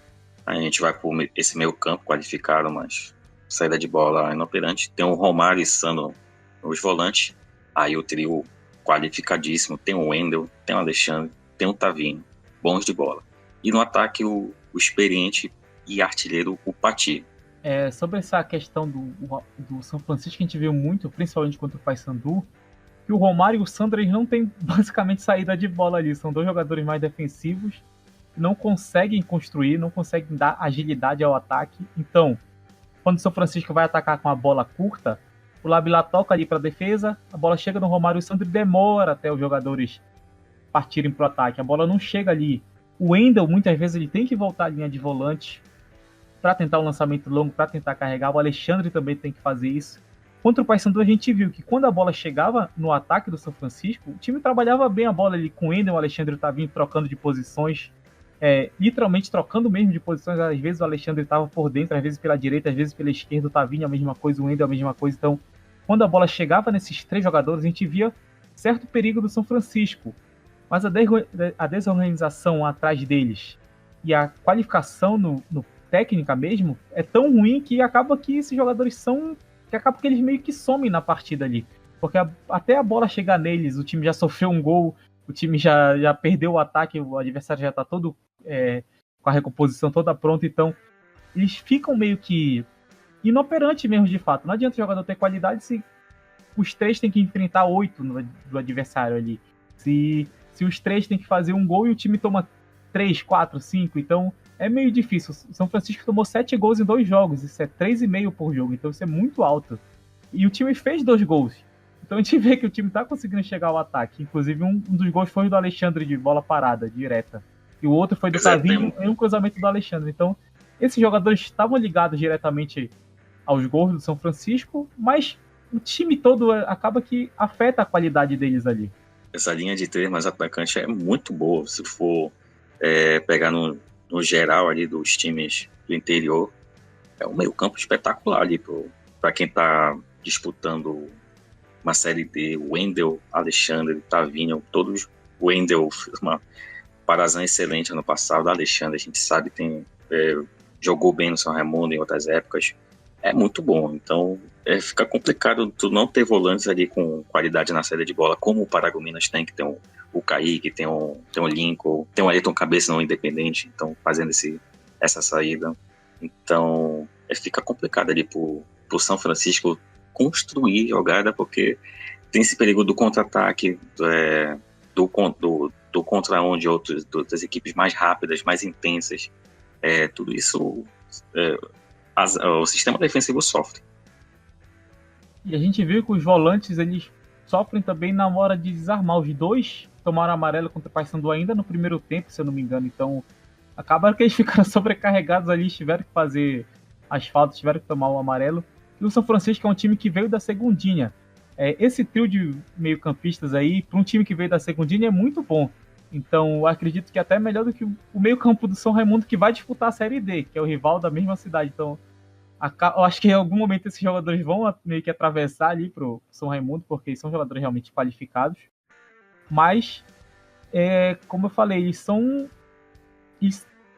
eles têm qualidade técnica, mas a equipe ali, se a gente for ver os gols que o São Francisco tomou, tem pelo menos uns 2 ou 3 que são meio bizarros ali. Um gol do Paulo Rangel do Paysandu, o primeiro gol que foi o gol de empate. O Andrelino demora 6 segundos, eu contei, foram 6 segundos do Andrelino para ele dar o chutão. Um chutão, ele tava com a bola na defesa, para ele dar um chutão foram 6 segundos. Até isso o Caion que tava caído, aquela famosa caída que o jogador finge sofrer dor e levanta milagrosamente, Caion levantou e deu o carrinho, a bola bateu nele e foi pro Paulo Rangel fazer o gol. O terceiro gol do Independente, o McLaren, ele dá um levantamentozinho meio que de voleio ali pra área, a bola vai quicando devagar, passa por todos os zagueiros, o zagueiro tenta cortar, não consegue, a bola acaba que o Joãozinho toca pro Raigol fazer o gol. Então são bolas ali que a gente vê que é claramente desorganização defensiva. E isso, eu acho que por causa disso, São Francisco é um time com sério risco de rebaixamento, é capaz dele fazer aquele elevador, né, que subiu e já vai descer. Então acho que se o São Francisco não conseguir melhorar essa defesa, corre muito risco de ser rebaixado para a segundinha novamente. E o Castanhal apresenta muita dificuldade na construção de jogo também, né? Sim, isso é um time bem desorganizado. Eu vi principalmente no jogo contra... esqueci agora o adversário. Contra o Independente, contra o Paragominas. Time bem desorganizado no primeiro tempo. Não conseguia chegar ao ataque, basicamente. Não conseguia passar do meio campo. Claro que teve a intensidade do Paragominas, mas Castanhal não soube responder a isso. Tem problemas de organização defensiva. É um time frágil ofensivamente, porque o time joga ali com Iago, Ézio, Ezequias, Thiago Costa e Magno, Dudu, Luiz Felipe, o Donata, Romarinho, Fabinho e Abuda. O Abuda é um jogador, assim como o Wilker, que não é tão bom tecnicamente, pelo menos o que ele mostrou até então, não é um jogador tão bom tecnicamente, e que acaba dificultando o ataque do Castanhal, mas que além disso ele fica isolado ali no ataque, então o jogador já não tem tanto recurso, ainda fica isolado, ainda fica longe dos companheiros, aí dificulta a vida dele ainda mais. Ele pode até ganhar a disputa física, mas e como é que, para quem ele vai tocar? Como é que ele vai tocar? O Castanhal tem esse problema de organização. Às vezes a bola chega no Abuda, ele ganha e não tem companheiro ali para tocar, para dar sequência à jogada. Inclusive o Castanhal, eu acho que ele jogou melhor no segundo tempo contra o Paragominas, quando ele teve um jogador a menos, porque o Dadá havia acabado de entrar no meio campo, tinha dado ali a saída de meio campo do Castanhal, virou Dudu e Dadá. São jogadores que tecnicamente são bem pro Campeonato Paraense e que deram um pouco de ritmo ao jogo, mas infelizmente pro Castanhal, o time teve o Luiz Felipe expulso, então ele perdeu um pouco da chance ofensiva que teria. Então acabou que teve que, nesse segundo tempo, ele se organizou melhor. Eu vi um pouco de evolução, mas do resto do jogo, no geral, o Castanhal é um time muito abaixo das outras, em nível de intensidade. É um time que estava apagado, que não conseguia jogadas que o jogador que tem um adversário atrás querendo roubar a bola, às vezes o jogador não percebia e perdia a bola. Às vezes demorava para passar, demorava para construir, demorava para pensar a jogada mesmo. Parecia que os jogadores teriam que pensar a jogada na hora sempre. Não tinha ali um sistema, não tinha algo orgânico ali para o time tocar, para trabalhar melhor a bola. Então acho que o Castanhal tem essa dificuldade. Esses setores estavam muito espaçados. Acho que isso no primeiro tempo estava bem evidente. Quando o Dudu pegava a bola, não tinha o Luiz Felipe do lado, e o Jonathan junto com o Romarinho e o Fabinho já estava no outro lado, o Romarinho e o Fabinho bem espetados. Então o Dudu quase não tinha ninguém com trabalhar essa saída de bola. Então ele tinha que abusar do chutão, e o próprio Abuda não conseguia segurar essa bola, não fazer o pivô com qualidade. Então acho que isso o Castanhal sofreu bastante com isso, de não ter os jogadores aproximados para tentar trabalhar essa bola. É um time que tem recurso, principalmente ali com o Dudu e Dadá. Claro que eu acho que o Dadá não tem tanto físico ainda, mas ele deve ser titular em algum momento. Inclusive no Cametá, se não me engano, em 2017, ele jogava até de camisa 10 ali, né? Ele jogava como meio. Jogava mais centralizado. Então acho que ele é um jogador que tem qualidade técnica para isso. Mas o Castanhal acabava que pegava a qualidade técnica do Dudu, tentava transformar em um jogo pro Abuda, que não estava tão bem tecnicamente. Então acabava que a qualidade do Dudu meio que sumia, meio que funcionava só para um lançamento pro Abuda, e esse jogador não dava sequência à jogada. Então acabava que o Dudu ficava inoperante ali nessa questão de saída de bola, de jogar, de carregar a bola, que ele mostrou, que a gente viu que o Dudu é muito bom fazendo isso no Independente, a gente viu também no Remo, não tão bem, mas ele fez também isso. Então é um jogador que tinha qualidade, mas que não era tão útil no ataque como ele poderia ser se o time tivesse um sistema mais propício para isso. E o Tapajós, ele tem um jogo central, amplitude com laterais, mas tem dificuldade na marcação pelos lados. E tem um jogo com a posse muito bom. Vocês gostaram do Tapajós? Eu gostei bastante. Tem um toque de bola muito bom. Tem meio campo muito bom. O time mais ou menos é o Jader, aquele Jader no gol. Tem um experiente Amaral na lateral direita, a dupla de zaga é o Henrique e Kevin, uma dupla de zaga bem jovem. Tem o Lucas na lateral esquerda, um meio-campo também jovem, tem o Paulinho Curuá, o Léo Feitosa, o Andrezinho, e no ataque tem o Fabinho, que é um volante ali que encosta mais ali pelo lado, mais aberto, e o Renato, que é um atacante mais agudo, e o próprio Mariano, que é um pivô ali que sabe trabalhar bem com a bola, sai da área para tentar a tabela.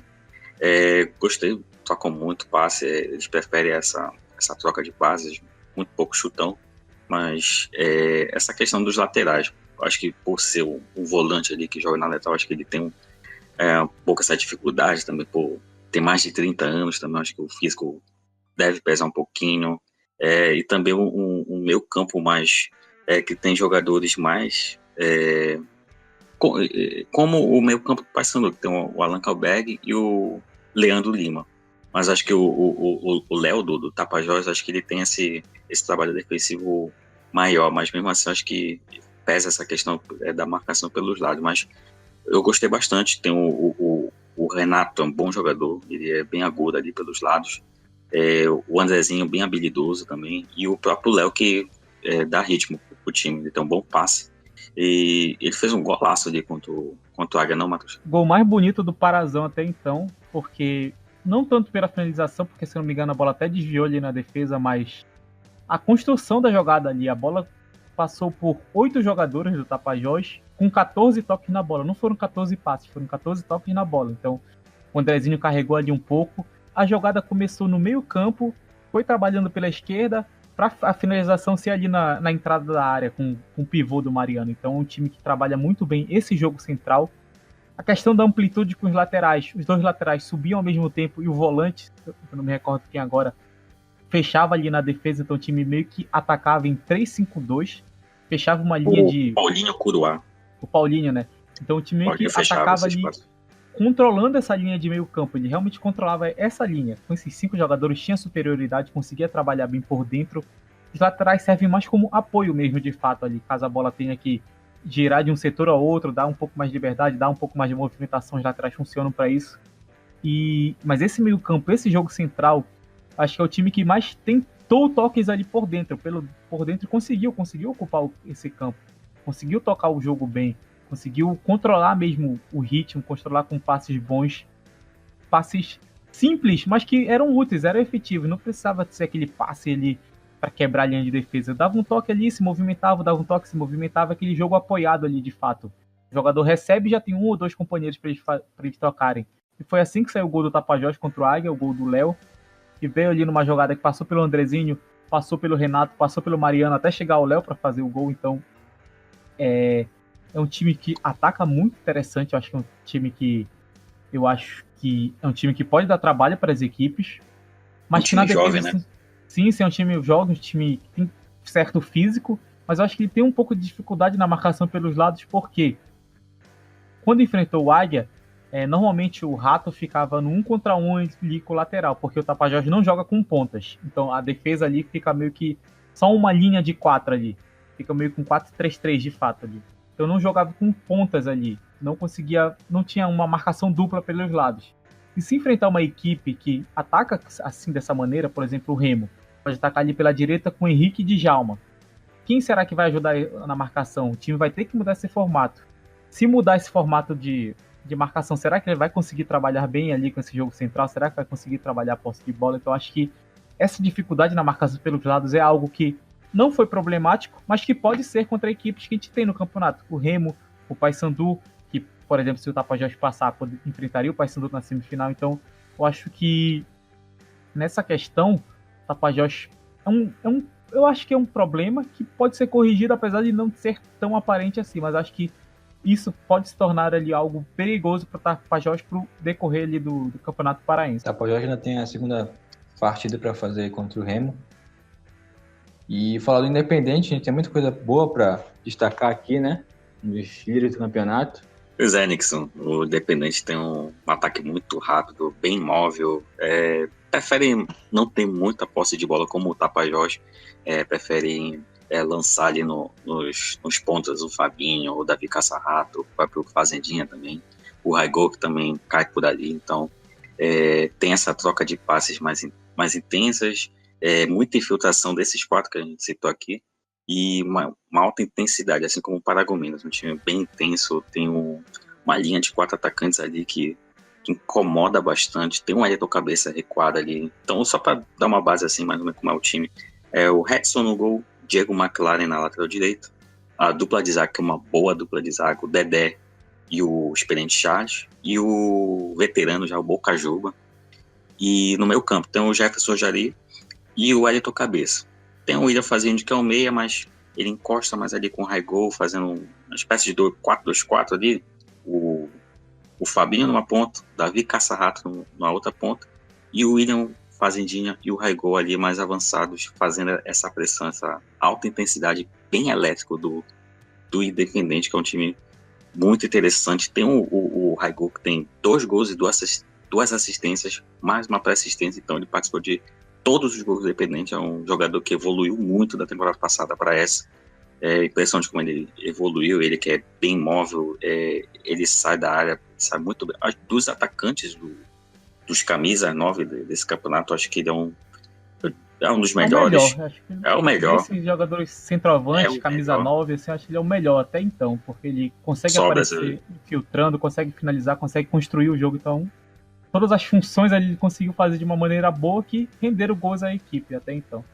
Em relação aos atacantes, ele ainda tem essa questão da mobilidade, ele é rápido, então bem completo esse atacante, eu tô gostando muito. Ele evoluiu na temporada passada, que na temporada passada ele só fez 2 gols, e em 2 jogos ele já conseguiu atingir essa marca, então acho que ele tem muito potencial para fazer bem mais gols, sei lá, uns 6 gols, que é uma marca boa para esse formato do Parazão que adotaram.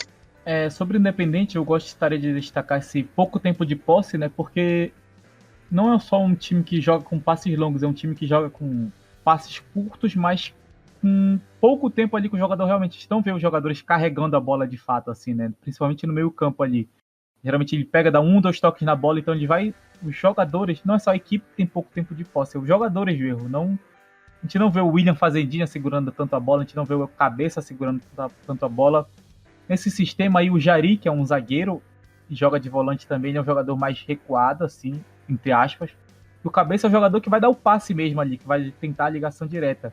Mas quando a bola chega ali no Fazendinha, no Fabinho, no Caça-Rato, eles tentam troca de passe ali rápidas, tentam igual como o Tapajós faz, toca e já passa ali para ataque, toca e já passa. Então essa troca de passes é intensa. O time trabalha com muita infiltração ali nessa questão, como a Ale citou, esses 4 aí. Eu acho que inclusive essa é a formação do time, esse 4-2-4, que a gente viu muito o Corinthians fazer no ano passado, se não me engano. Essa formação que é um pouco mais ofensiva, mas que quando dá certo, quando encaixa, é difícil parar esse ataque. Realmente tem que ter uma defesa ali fisicamente forte para conseguir parar esses jogadores, porque nessa questão de intensidade, questão de mobilidade, na questão de velocidade mesmo, é um time muito forte, é um time que vai dar trabalho. E eu acho que dessas equipes, eu acho que é a que ataca com mais...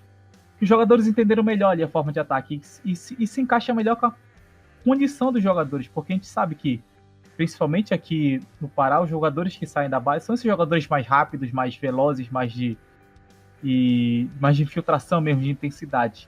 Essa questão desse ataque aí conseguiu encaixar bem e acho que de maneira rápida também para essa equipe. Talvez se torne um problema essa questão do Mocajuba. Ele é um jogador bem técnico, inclusive ele cobrava faltas, não sei se ele ainda cobra falta com tanta qualidade assim, mas essa questão da física pode acabar pesando para ele ali, porque não sei se os jogadores da frente vão conseguir ter recursos para ficar defendendo, para ficar segurando ali, mas caso esse time consiga manter essa questão mesmo da intensidade, da questão física, eu acho que vai ser um time que vai evoluir bastante. A questão é o elenco. No ano passado, o Independente não se classificou porque não teve elenco. Ele era um time que atacava muito bem com o Júnior Amorim. Houve a troca de técnico agora, mas eu quero saber se o elenco do Independente, se eles aprenderam com o erro do ano passado, se o elenco vai aguentar, porque no ano passado o time teve lesões, teve expulsões, teve suspensões. Acabou que o rendimento do início do campeonato, que era a melhor equipe do campeonato no início, nas primeiras 4 ou 5 rodadas, acabou sendo uma das piores, e ficou fora das semifinais. Então acho que o Independente tem que já pensar nessa questão do elenco mesmo da equipe, porque isso pode pesar apesar do campeonato ser curto, isso pode pesar em algum momento ali, principalmente na reta final do Parazão. Zé tá falando essa questão de elenco.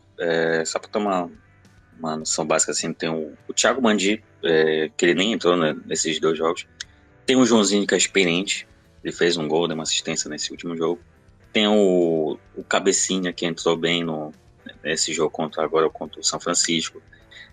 Tem o volante, o Renatinho, a transmissão lá da Rádio Clube, o Jorge Anderson destacou o Renatinho, dizendo que é uma boa promessa ali da base do Independente. Então é um jogador que pode estar sendo trabalhado ali para entrar no meio campo. Então acredito que pode ser que o elenco do Independente esteja mais encorpado da temporada passada. Ali tem pelo menos 4 ou 5 jogadores para entrar no time. Então bora ver se esse elenco se prova, diferente do ano passado. Passando pela classificação de novo, temos 2 grupos, como vocês sabem, o grupo A1 e o grupo A2, cada um tem 5 times. No grupo A1, o Remo é líder com apenas um jogo, ele tem 3 pontos, em seguida vem o Águia de Marabá com 1 ponto, o Bragantino é o terceiro não tem pontos, o Castanhal também não tem ponto e o São Francisco é o último com 0 pontos também. No grupo A2, tem o Paysandu, que é o líder com 6 pontos, por causa do saldo de gol, né? O Independente vem em seguida com 6 pontos também. Logo depois vem o Paragominas com a mesma atuação, 6. O Tapajós é o quarto, com 3 pontos. E o São Raimundo, o único que não venceu nesse grupo, tem apenas 1 ponto.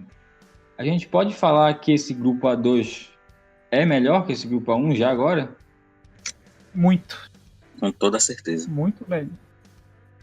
Não só na questão técnica, acho que na questão de densidade, entendimento, porque se for fazer um ranking, eu não sei se vocês concordam, as melhores equipes para mim, não me ordem assim, porque eu acho que é muito difícil definir uma ordem ali, mas no geral, as melhores equipes são Paysandu, Remo, Paragominas, Tapajós e Independente. Então 4 dessas aí são do grupo A2 e só o Remo ali salva o grupo A1. Pelo grupo A1 só o Remo venceu, né? Só o Remo venceu. O Águia empatou um jogo de 2 e é o que está classificando para a semifinal nesse momento. Então a gente vê a questão do nível da equipe já nisso. O Remo é líder com um jogo apenas. Então a gente já vê que só nessa questão de resultado a gente já percebe a diferença de grupos. Eu considero equipes intermediárias nesse quesito São Raimundo, Bragantino e Águia. Por quê? Porque São Francisco e Castanhal estão muito abaixo das outras. Para mim essas 2 equipes são as piores. São equipes que se cada uma tivesse um grupo, as 2 seriam rebaixadas, eu acredito, pelo que apresentou nesse momento. Mas, por a sorte de uma delas, as 2 estão no mesmo grupo, então só uma corre risco de ser rebaixada ali. Mas eu acho que essas intermediárias, eu tenho um pouco de dúvida do São Raimundo e o Bragantino. Bragantino porque foi um time muito ruim no primeiro jogo, mas evoluiu bastante pro segundo, eu não sei como ele vai continuar. São Raimundo é um time que a gente viu que sofreu muito ofensivamente, mas pelo fato de, vamos dizer assim, quase ter vencido ali pelo menos o jogo contra o Águia e ter enfrentado um Remo muito superior, acho que foi meio que complicado para ele. São Francisco foi goleado pelo Paysandu, que é um time muito superior, mas contra o Independente a gente viu os mesmos problemas de desorganização, de defesa mesmo, de qualidade técnica ali na defesa. O Castanhal foi um time muito bagunçado nessas primeiras partidas. Eu acho que são as 2 piores disparados. O Águia é um time que eu vejo que ele pode melhorar, mas tem essa questão dessa limitação ofensiva. Então, para mim, essas 5 ali, eu não vejo que elas têm condições de chegar nas outras 5 ali. São Raimundo, Bragantino, Águia, São Francisco e Castanhal. Eu não vejo que eles cheguem próximo das outras ali. Paysandu, Remo, Paragominas, Tapajós e Independente. Mas eu acho que São Francisco e Castanhal se destacam muito de maneira negativa, porque foram times muito abaixo das outras, e eu acho que são as piores de fato desse campeonato, em todos os sentidos. A gente falou muito sobre isso já, mas o que dá pra gente falar do nível técnico do Parazão até agora? Eu diria que tá abaixo das expectativas, porque a gente sabe como é que os campeonatos estaduais, os próprios estaduais lá do Rio de Janeiro, São Paulo, Minas, Rio Grande do Sul já sofrem nesse sentido. Então, tu pegar o campeonato estadual daqui da região norte, assim, então a expectativa de um nível técnico já não é das melhores, então Por exemplo, a gente vê times como o Tapajós tocando a bola, Independente com um ataque bem de mobilidade, Paragominas com uma intensidade legal de se assistir, o Remo com uma compactação, o Paysandu fazendo gols, mesmo que sofrendo no segundo jogo, mas acho que um nível técnico, diria que tá dentro da expectativa, um nível ok, mas claro que a gente espera sempre coisas melhores da dupla do Remo e Paysandu, mas Remo ainda não, acho que pode melhorar nesse sentido de nível técnico. Paysandu também, o Águia tem alguns jogadores que podem elevar esse nível técnico. O São Francisco tem um trio de meio-campistas muito bom, mas não está conseguindo fazer esse time funcionar. O Tapajós tem um meio de campo jovem e de bom toque de bola. Tem o Paragominas, com o Kaique, com o Benê, João Neto. Então, acho que dentro da expectativa é o que se espera, mas não diria que está abaixo. Mas claro que tem a questão de quem vai assistir o jogo. A gente que assiste, mas olha todos os detalhes táticos, técnicos, então a gente não sofre tanto com isso, mas o torcedor que quer assistir um espetáculo, quer assistir um bom jogo. Então, acho que nesse sentido a torcida quer esperar mais, mas eu diria que dentro da expectativa tá do que se espera de um Parazão. Eu acho que tá ok também esse nível, mas acho que dá pra te ressaltar algumas coisas como a qualidade dos centroavantes no geral. Tem o Raigon que se destaca muito, mas o Wilker, a Buda, se eu não me engano, o Bruno Gaúcho do Independente, são jogadores ali que não te viu que não são tão bons assim, tecnicamente, não apareceram pelo menos. Mas eu vi muitos meio-campistas bons, eu não lembro de tantas equipes... Tem uma safra de meio-campistas do Paraná muito boa mesmo. Sim, parece que as equipes perceberam que era no meio-campo que ganha o jogo finalmente. Então, eu acho que tem meio-campistas bons em várias funções, jogadores que carregam a bola, jogadores com toque mais rápido, jogadores com toque mais longo, mais pensado. Então, acho que no meio-campo tá bem, pro que a gente se esperava, mas no ataque tá muito abaixo. Para quem... a gente não vê tanta evolução defensiva assim, né, as equipes. Por exemplo, em 2011, se não me engano, Rafael Oliveira e Leandro Cearense fizeram mais de 20 gols no mesmo campeonato. Eles não eram jogadores tão bons assim tecnicamente, mas conseguiam se destacar ali com defesas ruins. A gente viu defesas ruins esse ano, tá vendo? Principalmente no grupo A1. A gente não tá vendo tantos atacantes se destacarem ali. Atacantes que poderiam se destacar, tiveram chances de fazer os gols, mas que acabaram desperdiçando, acabaram não tendo a qualidade suficiente para marcar os gols. Eu acho que nesses dois pontos é o que o meio campo tá muito bem e o ataque não tá tão bem assim. Dá pra ver no placar, né, Matheus? Geralmente ali os jogos 2-1, 1-1. O próprio Paragominas está sofrendo isso, tá vencendo no limite ali. Teve o gol do Ian, foi já nos acréscimos. A vitória em cima do Paragominas também foi pro final do jogo. Então o Paragominas está sofrendo com isso de atacante. O Wilker não consegue concluir mais jogadas. Perdeu uns gols bem fáceis. Então é um problema crônico nesse ano, nessa temporada do Parazão. Chegou a hora que eu estava esperando, que os comentários. Eu vou falar aqui, a galera que mandou pelo Twitter, o Felipe, ele pergunta isso: na opinião de vocês, da dupla Repar, quem está, até o momento inicial, com melhor qualidade do elenco e tático? Olha aí essa pergunta. Eu acho que depende de quem está vendo o jogo, por exemplo. Quem prefere um time mais defensivo, um time mais com solidez, ali o Remo está muito melhor, porque é um time realmente que não é tão pensou nisso, pensou em começar pela defesa, e o Brigatti eu vejo que ele começou pelo ataque, ele começou pensando em como atacar, como construir o jogo, como penetrar a defesa adversária. Então são meio que equipes que se complementam ali, de fato. Se uma equipe tivesse a qualidade defensiva do Remo e a força ofensiva do Paysandu ali, que mostrou, seria uma equipe completa nesse início, mas eu acho que tá um pouco equilibrado. A qualidade do elenco depende da forma como o treinador quer montar. Eu acho que o Paysandu tem mais peças para o estilo de jogo do Brigatti, que é esse estilo de jogo mais de velocidade ali pelas pontas, mais de qualidade técnica ali mesmo pelo meio de campo. Eu não sei se o Netão tem tantas opções assim. Por exemplo, se sair o Dedeco da equipe, que é um jogador que finaliza bem, é um jogador forte, físico e que finaliza bem. Não sei se tem uma reserva à altura dele ali. Tem um jogador. Tem o Welton. O Welton que se está com os amistosos. Sim, sim, contra o Castanhal, principalmente, ele apareceu bem no ataque, mas eu não sei se ele tem essa qualidade de finalização, assim como o Dedeco, de finalização de cabeça, finalização, então acho que o Remo poderia melhorar nisso. Mas eu acho que o Remo tem uma variedade assim, de elenco é, de se destacar ali. Tem atacante, tem Gustavo Ramos, tem Alexandre, tem Henrique, o centroavante tem o Emerson Carioca, tá bem farto. Tem o Wallace, Echeverria, tem o Diogo Sodré, que pode fazer várias funções ali à frente da zaga, pode jogar mais recuado, pode jogar mais avançado de 10. Não sei, eu acho que para mim o Remo tem uma variedade maior assim para mais funções, eu diria. Talvez falta melhorar ali na defesa ali, dos laterais. Acho que o Netão ele tem mais maneiras de pensar essa equipe aí, eu acho que ele tem mais... Mas não sei se ele tem aquele, por exemplo, discussão que sempre tem em Copa do Mundo, né? Se eu vou levar 2 jogadores parecidos ou jogadores diferentes para anos.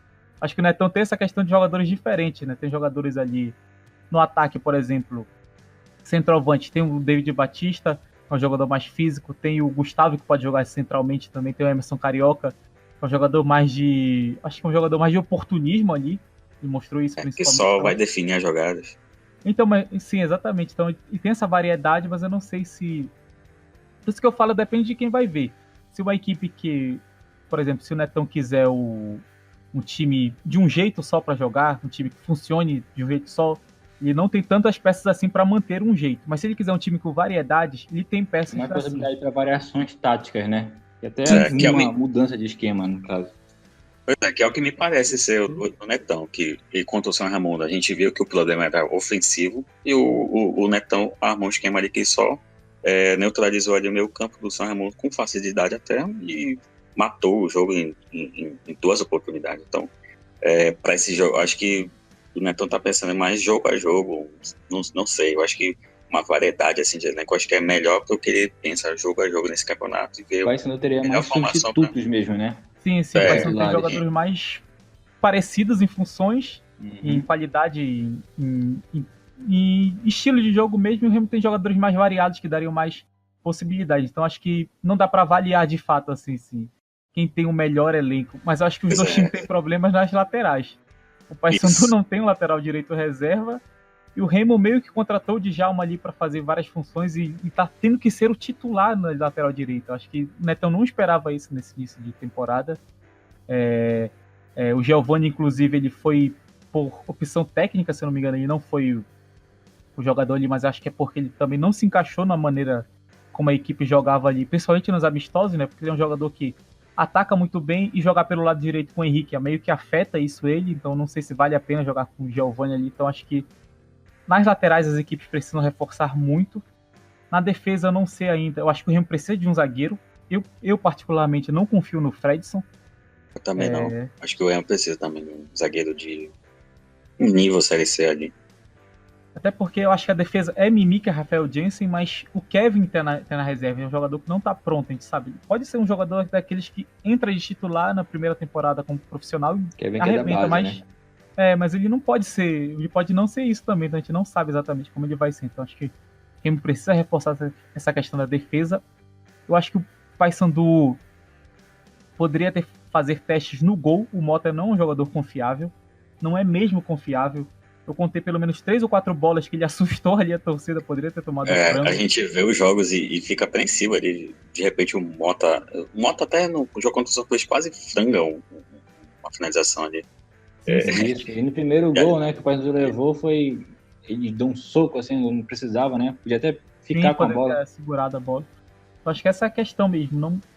Eu acho que os times estão equilibrados e tem que ver o estilo que o treinador vai querer implantar, porque às vezes o treinador tem um estilo, mas acaba que em cima da hora ele tem que mudar ali o estilo dele. Será que o Netão vai conseguir implantar o estilo dele ou vai ter que mudar? Será que o Brigatti vai conseguir implantar esse estilo ofensivo ali ou vai ter que mudar? Então a questão de elenco é complicada, mas eu acho que os times têm variedades interessantes, em números mesmo, em números de jogadores, são 28, 29, 30 jogadores, é um bom início.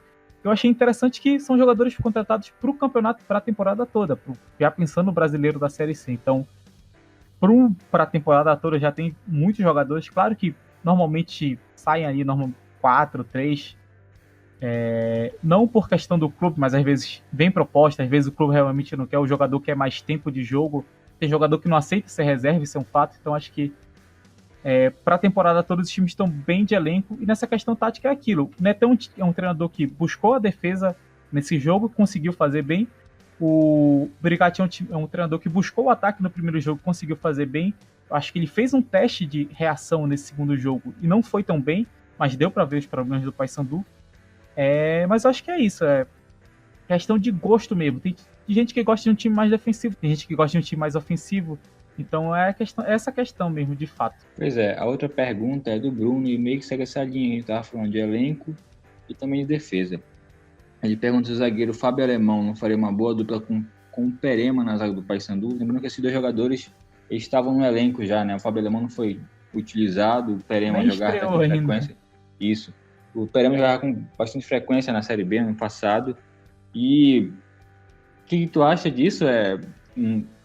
A zaga atual não está satisfazendo a torcida? A questão de zaga é muito de entrosamento e da maneira como a equipe defende também, porque se o meio-campo não defende também, isso afeta a zaga. Isso está afetando a zaga do Paysandu nesse quesito. O Vitor e o Mikael são jogadores pesados, são jogadores mais físicos. E o Perema é um jogador assim também, mas ele é um jogador mais de rebater. Ele não vai ficar com a bola ali, realmente vai dar o chutão. O Mikael eu vejo que ele tenta trabalhar um pouco melhor a bola, mas não está tão bem fisicamente. E o Fábio Alemão não, é um zagueiro que realmente trabalha a bola com o pé, tenta sair, tenta construir o jogo desde trás. Eu acho que poderia ser uma boa dupla de zaga. Não sei se para a temporada, eu acho que pelo menos para o próximo jogo, para testar como é que eles funcionam, para ver se a equipe defende melhor, para ver se eles conseguem estar fisicamente mais aptos. Porque o Fábio Alemão, apesar de ser do Sul, ele já está aqui há 6 meses, basicamente. Então ele é um jogador que já está acostumado. Estranho o Fábio Alemão ter jogado até agora, né? Eu realmente achei estranho. Quando eu escutei a opinião do Rafa Maciel, que é um companheiro lá do Rio Grande do Sul, que acompanha o Inter, ele falou muito bem do Fábio Alemão. E eu já esperava ele estrear ano passado, porque o Paysandu já tinha problemas defensivos. E ele não estrear até agora, eu acho que talvez entre naquilo lá do estilo do treinador, né? Porque eu não sei se ele serve ali pro Brigatti, se o Brigatti quer esse zagueiro mais técnico, que mais saia com a bola ali no pé, ou se ele prefere esses jogadores mais de rebater mesmo. Então, eu testaria o Fábio Alemão, não vejo por que não usar ele como titular, porque se ele tá no elenco é porque ele deve ser utilizado em algum momento, já se espera, porque tem aquela questão, tu não contrata um jogador ruim, porque em algum momento tu vai precisar dele. Então, em algum momento, o Paysandu vai precisar do Fábio Alemão. Será que contrataram ele errado? Eu acho que não. Pelo que eu vi, Matheus não existe isso, mas ele é meio que um jogador de Série B, né? Que chegou pra Série B. Então, sim. É bem estranho, realmente. Então, acho que pode ser isso da questão do estilo do Brigatti, ou pode ser outra coisa. Pode ser que ele queira testar mesmo, de fato, essa defesa aí. Vitor e Mikael, que são jogadores mais altos, são jogadores mais físicos. Então, pode ser essa questão. Eu acho que faria uma boa dupla de zaga pro próximo jogo, pelo menos. São jogadores com qualidade para isso. Mas não sei se é a intenção do Brigatti fazer essa rotação de elenco agora. Não sei se ele quer aquele treinador que rotaciona o elenco, testa as peças, ou quer realmente fixar uma equipe e depois sim substituir as peças que não funcionarem tão bem. Outra pergunta do Twitter aqui é do Gabriel Barros. Ele pergunta o seguinte: analisando o jogo de quarta do Paysandu e do sábado do Remo, é mais certo afirmar que a dupla Repá superou expectativas ou a dupla Raifran está abaixo do esperado? Aí ele continua: a baixa quantidade dos bons lances dos santarenos se deve ao repertório limitado destes ou das boas atuações táticas dos belenenses? Aí ele fala que não vale ficar em cima do muro. Nem tem como ficar em cima do muro, né? É um pouco dos dois, mas é porque, vamos dizer assim, um estilo de jogo se encaixou no erro do outro. São Francisco teve uma defesa muito ruim e o Paysandu teve um ataque muito bom. E se encaixando, foram criadas várias chances de o Paysandu fazer gols. Na questão do Remo, o Ale pode falar melhor. Provavelmente o Netão estudou o ataque do São Raimundo e conseguiu anular essa pouca efetividade ainda que tinha. Então, acho que nesse jogo do Remo foi muito mais pela questão do Remo de se armar para acabar com o São Raimundo, basicamente o Remo fez isso. E na questão do Paysandu foi o quê? Eu vou implantar meu estilo de jogo aqui e vou atacar o São Francisco, vou conseguir fazer gols, vou conseguir ganhar o jogo. O do Paysandu deu certo, teve o gol que sofreu numa rápido lance ali desse bom meio campo do São Francisco, mas quando encaixou o jogo do Paysandu, a gente viu que era a superioridade técnica e tática era muito melhor do Paysandu, e do Remo também. A questão tática do Remo foi muito superior ao São Raimundo. O São Raimundo não soube como quebrar a linha do Remo, não soube nem como chegar nessa linha do Remo para tentar quebrar ela. Eu acho que teve a questão, mas foi muito mais mérito de Paysandu e Remo de encontrarem maneiras de explorarem os defeitos de São Francisco e São Raimundo. Pelo Facebook, o Hildson Oliveira Silva, ele pergunta o que de bom pode se tirar de péssimo início, exceto do Tapajós, ele coloca, dos Santarenos, em especial do São Francisco. Aí ele manda um abraço e deseja vida longa ao Toró. O Hildson que sempre acompanha a gente, o podcast. O que vocês acham disso aí? Da questão de São Francisco, de bom, a gente pode tirar o meio campo, a linha de 3 meio-campistas do Alexandre, o Endo, que é muito bom, e o Tavinho. Tem um atacante experiente ali, que é o Pati, já fez mais de 30 gols nessa década, no Parazão. Então, tem 4 jogadores ali na linha de frente muito bons. O que falta ali é a questão de organizar a saída de bola, ali, que com o Romário e o Sano não tá dando muito certo. E fora o lateral Andrelino também, que teve muita desvantagem ali nos duelos, sofreu bastante.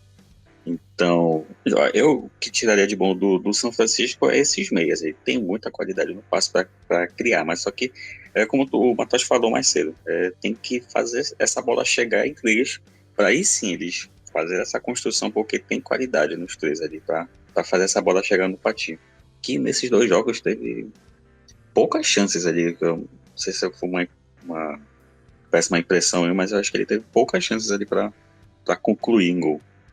E do São Raimundo é mais complicado, porque tem desde o início, desde uma defesa ruim ao meio campo que não cria, laterais que não sobem, é um conjunto da hora, mas tem ali no banco de reserva o Joãozinho, o Matheus, que adorou ele nesses 2 jogos. Muito bom no primeiro jogo, principalmente contra o Águia. Ele acabou ali com o Águia pelo lado esquerdo. É um jogador que carrega a bola muito bem, mas tem aquela questão da limitação, né? Que em algum momento, se o jogador carregar e não tiver para quem tocar, ele vai perder a bola. E acho que foi isso que aconteceu principalmente contra o Remo, né? Que ele chegava ali, mas não tinha para quem passar. Então, a questão da qualidade ali dele acabava que se perdia no meio de 11 azulinos ali no meio campo, no ataque do São Raimundo. Continuando, tem um sopro de qualidade individual em alguns jogadores, como o Eusébio, o Joãozinho, a dupla de ataque, o Eric e o Raí são bons jogadores. Então falta organizar de maneira mais eficiente dentro dessas características dos jogadores, armar uma maneira melhor de acertar esses erros que o São Raimundo vem cometendo desde a defesa até o ataque. Então é um problema muito estrutural desde da organização da saída lá dos zagueiros também, uma dupla de zagueiros. Eu particularmente não gostei do Guilherme, muito, muito fraco. Eu acho que ele funcionaria melhor como um volante ali. Porque... Pois pode até ser um experimento ali, ele ali como volante junto com o Iago, o Charles ou o Rodrigo Vitor, trabalhando ali com o Eusébio, o Jeová. Então é uma maneira de organizar os melhores talentos mais próximos. É difícil a situação, acho que a situação do São Raimundo é mais complicada, até porque é um processo completo ali, desde a defesa até o ataque.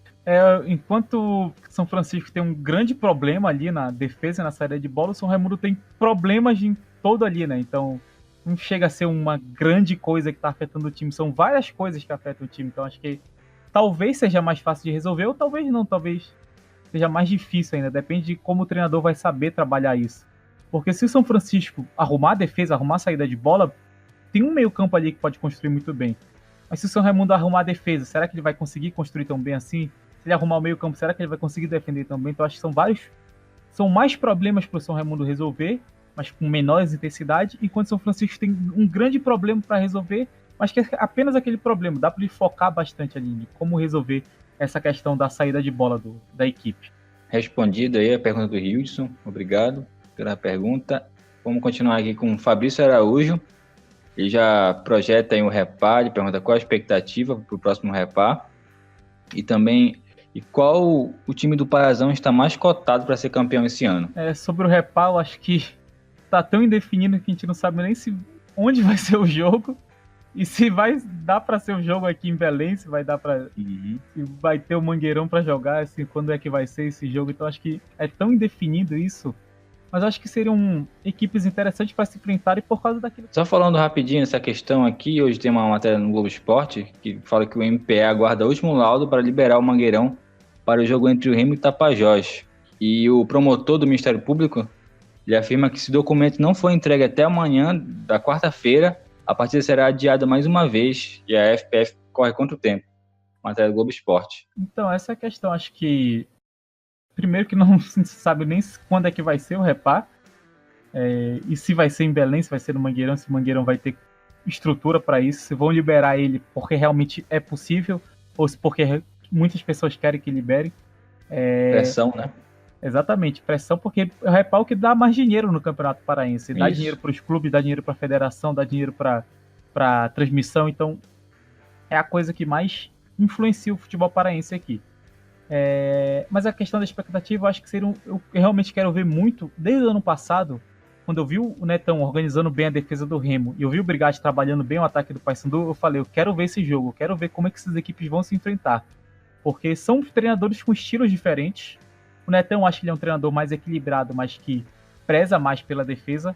O Brigatti, eu acho que ele é um treinador realmente ofensivo, que busca o ataque, busca dominar o jogo, busca construir o jogo, então acho que seria um jogo interessante, porque o Netão pode surpreender o Paysandu e botar uma pressão ali, o Remo controlar o jogo, ao invés do que se espera que o Remo defender.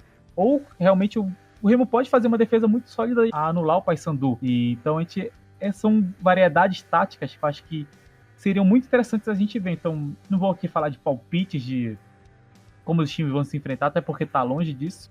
Mas eu acho que é um jogo que, na base, na teoria, é interessante de se ver por essa questão dos estilos dos treinadores e de como as equipes se apresentaram até então. Sobre o time do Paradão mais 17, cotado, né? Próximo mês? Sim, tá marcado para o dia 17 de fevereiro, no Mangueirão, e teoricamente, né? E sobre qual time mais cotado para ser campeão, acho que tá mais cedo ainda. Eles não sabem nem qual. Isso aí é difícil, hein? 2 rodadas ainda, o Remo só jogou um jogo. Muito cedo ainda. Exatamente. Mandar um abraço pra ele, né? Que ele pediu um abraço pra galera pediu um abraço do pro canal Esquadrão Mil Grau. Isso. Um abraço pra galera aí do Esquadrão Mil Grau. A última pergunta do Pedro Segaru. Os times do Pará têm condições de ir bem na Copa do Brasil? Falando dos do interior, é complicado, porque a gente já tem falado muito do São Raimundo, que é muito preocupante a situação. Vai jogar contra o Criciúma, é um time da Série B, então já é um nível técnico, tático, bem acima, pelo menos mais 2 divisões. É complicado de desenhar uma classificação do São Raimundo para a próxima fase. É um dinheiro muito bem-vindo da Copa do Brasil, mas do São Raimundo eu acho que nesse momento é bem difícil. E o Bragantino vai pegar o Asa. Acho que já é um confronto mais equilibrado. O Bragantino evoluiu do primeiro jogo para o segundo jogo. E interessante que o Bragantino manteve o time da temporada passada para essa agora. Muitas peças de 2018 para 2019. Acrescentou mais o Ricardo Capanema, o Will, o Marcoiano. Então tem peças ali que deram uma complementada legal. Fora o estilo lá do seu boneco como técnico de uma marcação-pressão, o que a gente gosta de falar, o Gegenpress, lá da Alemanha, uma marcação bem intensa. Então pode ser que acho que entre o Bragantino e o São Raimundo, que são do interior, acho que eles têm o Bragantino tem mais chance de desclassificar do que o São Raimundo. E falando do Remo, acho que a condição do Remo é diferente. O Remo entra mais como favorito no confronto. O Remo é um time de Série C. O Serra... E ainda tem a vantagem do empate. Então, o Remo já tem essa vantagem do regulamento. Então, tem um time, um elenco, uma folha salarial maior, tem um elenco melhor, tem Echeverria, tem vários jogadores assim, são conhecidos dentro do mercado ali da Série B, Série C. Então, Remo tem, não diria obrigação, mas o favoritismo ali aparente no confronto. Então, por exemplo, uma eliminação ali seria um tanto, não diria surpresa, mas ficaria aquele gostinho, poxa, poder passar para a segunda fase para enfrentar o Vasco na segunda fase, caso o Vasco se classifique também, né? Então seria um jogo grande para o Remo receber aqui, fazer renda, então fica essa questão aí. Acho que o Remo tem uma escala ali entre os três. O Remo tem mais chances, o Bragantino, e o São Raimundo tem que ralar ali para fazer a vantagem ali em cima do Criciúma. E o Paysandu só entra lá nas oitavas ali, quando tiver definido os 6 times que entram na Copa do Brasil. Os 5, aliás, 5 times dessa primeira fase provavelmente vai enfrentar um time da Libertadores. Então a gente vê ali, tem o Atlético Paranaense, tem o São Paulo, tem o Atlético Mineiro, tem o Flamengo, todos esses times grandes do cenário brasileiro. Então um confronto ali fica bem desigual. O Paysandu, que agora tem um elenco mais humilde que outras temporadas, com aquele jogo que a gente lembra contra o Fluminense, que deu ali, quase se classifica ali. Então não é aquele momento, é um momento de mais pés no chão. Então é um confronto bem desigual, mas vale pela cota ali de participação dessa fase de oitavas de final, que é bem gordinha. É isso aí, respondido todas as perguntas. Muito obrigado por mandar. Continue mandando essas perguntas, que é bem legal essa interação com vocês. Vamos acabando nosso podcast por aqui, que está bem longo já. Eu acho que é o maior que a gente já fez. Deve estar batendo 2 horas aí, se já não passou. Muito obrigado por quem acompanhou até aqui. Divulguem aí também para nos ajudar. Já falamos que temos vários projetos esse ano. Estamos todo dia postando alguma notícia lá, análise sobre quase todos os times na rodada. Falamos muito sobre o Parazão. E é isso, galera. Muito obrigado. Valeu. Valeu, Alessandro. Um abraço, Nixon. Um abraço, Mataus. E até o próximo episódio. Valeu, Mataus. Valeu, Nixon. Valeu, Alessandro. Valeu a todo mundo que ouviu. Essa aqui é pro Ale. #gratidão. Pois é, galera. Nos sigam aí nas nossas redes sociais. Temos o Twitter, o Facebook, agora também o Instagram. Divulguem em nossas redes sociais. E é isso. Valeu, falou.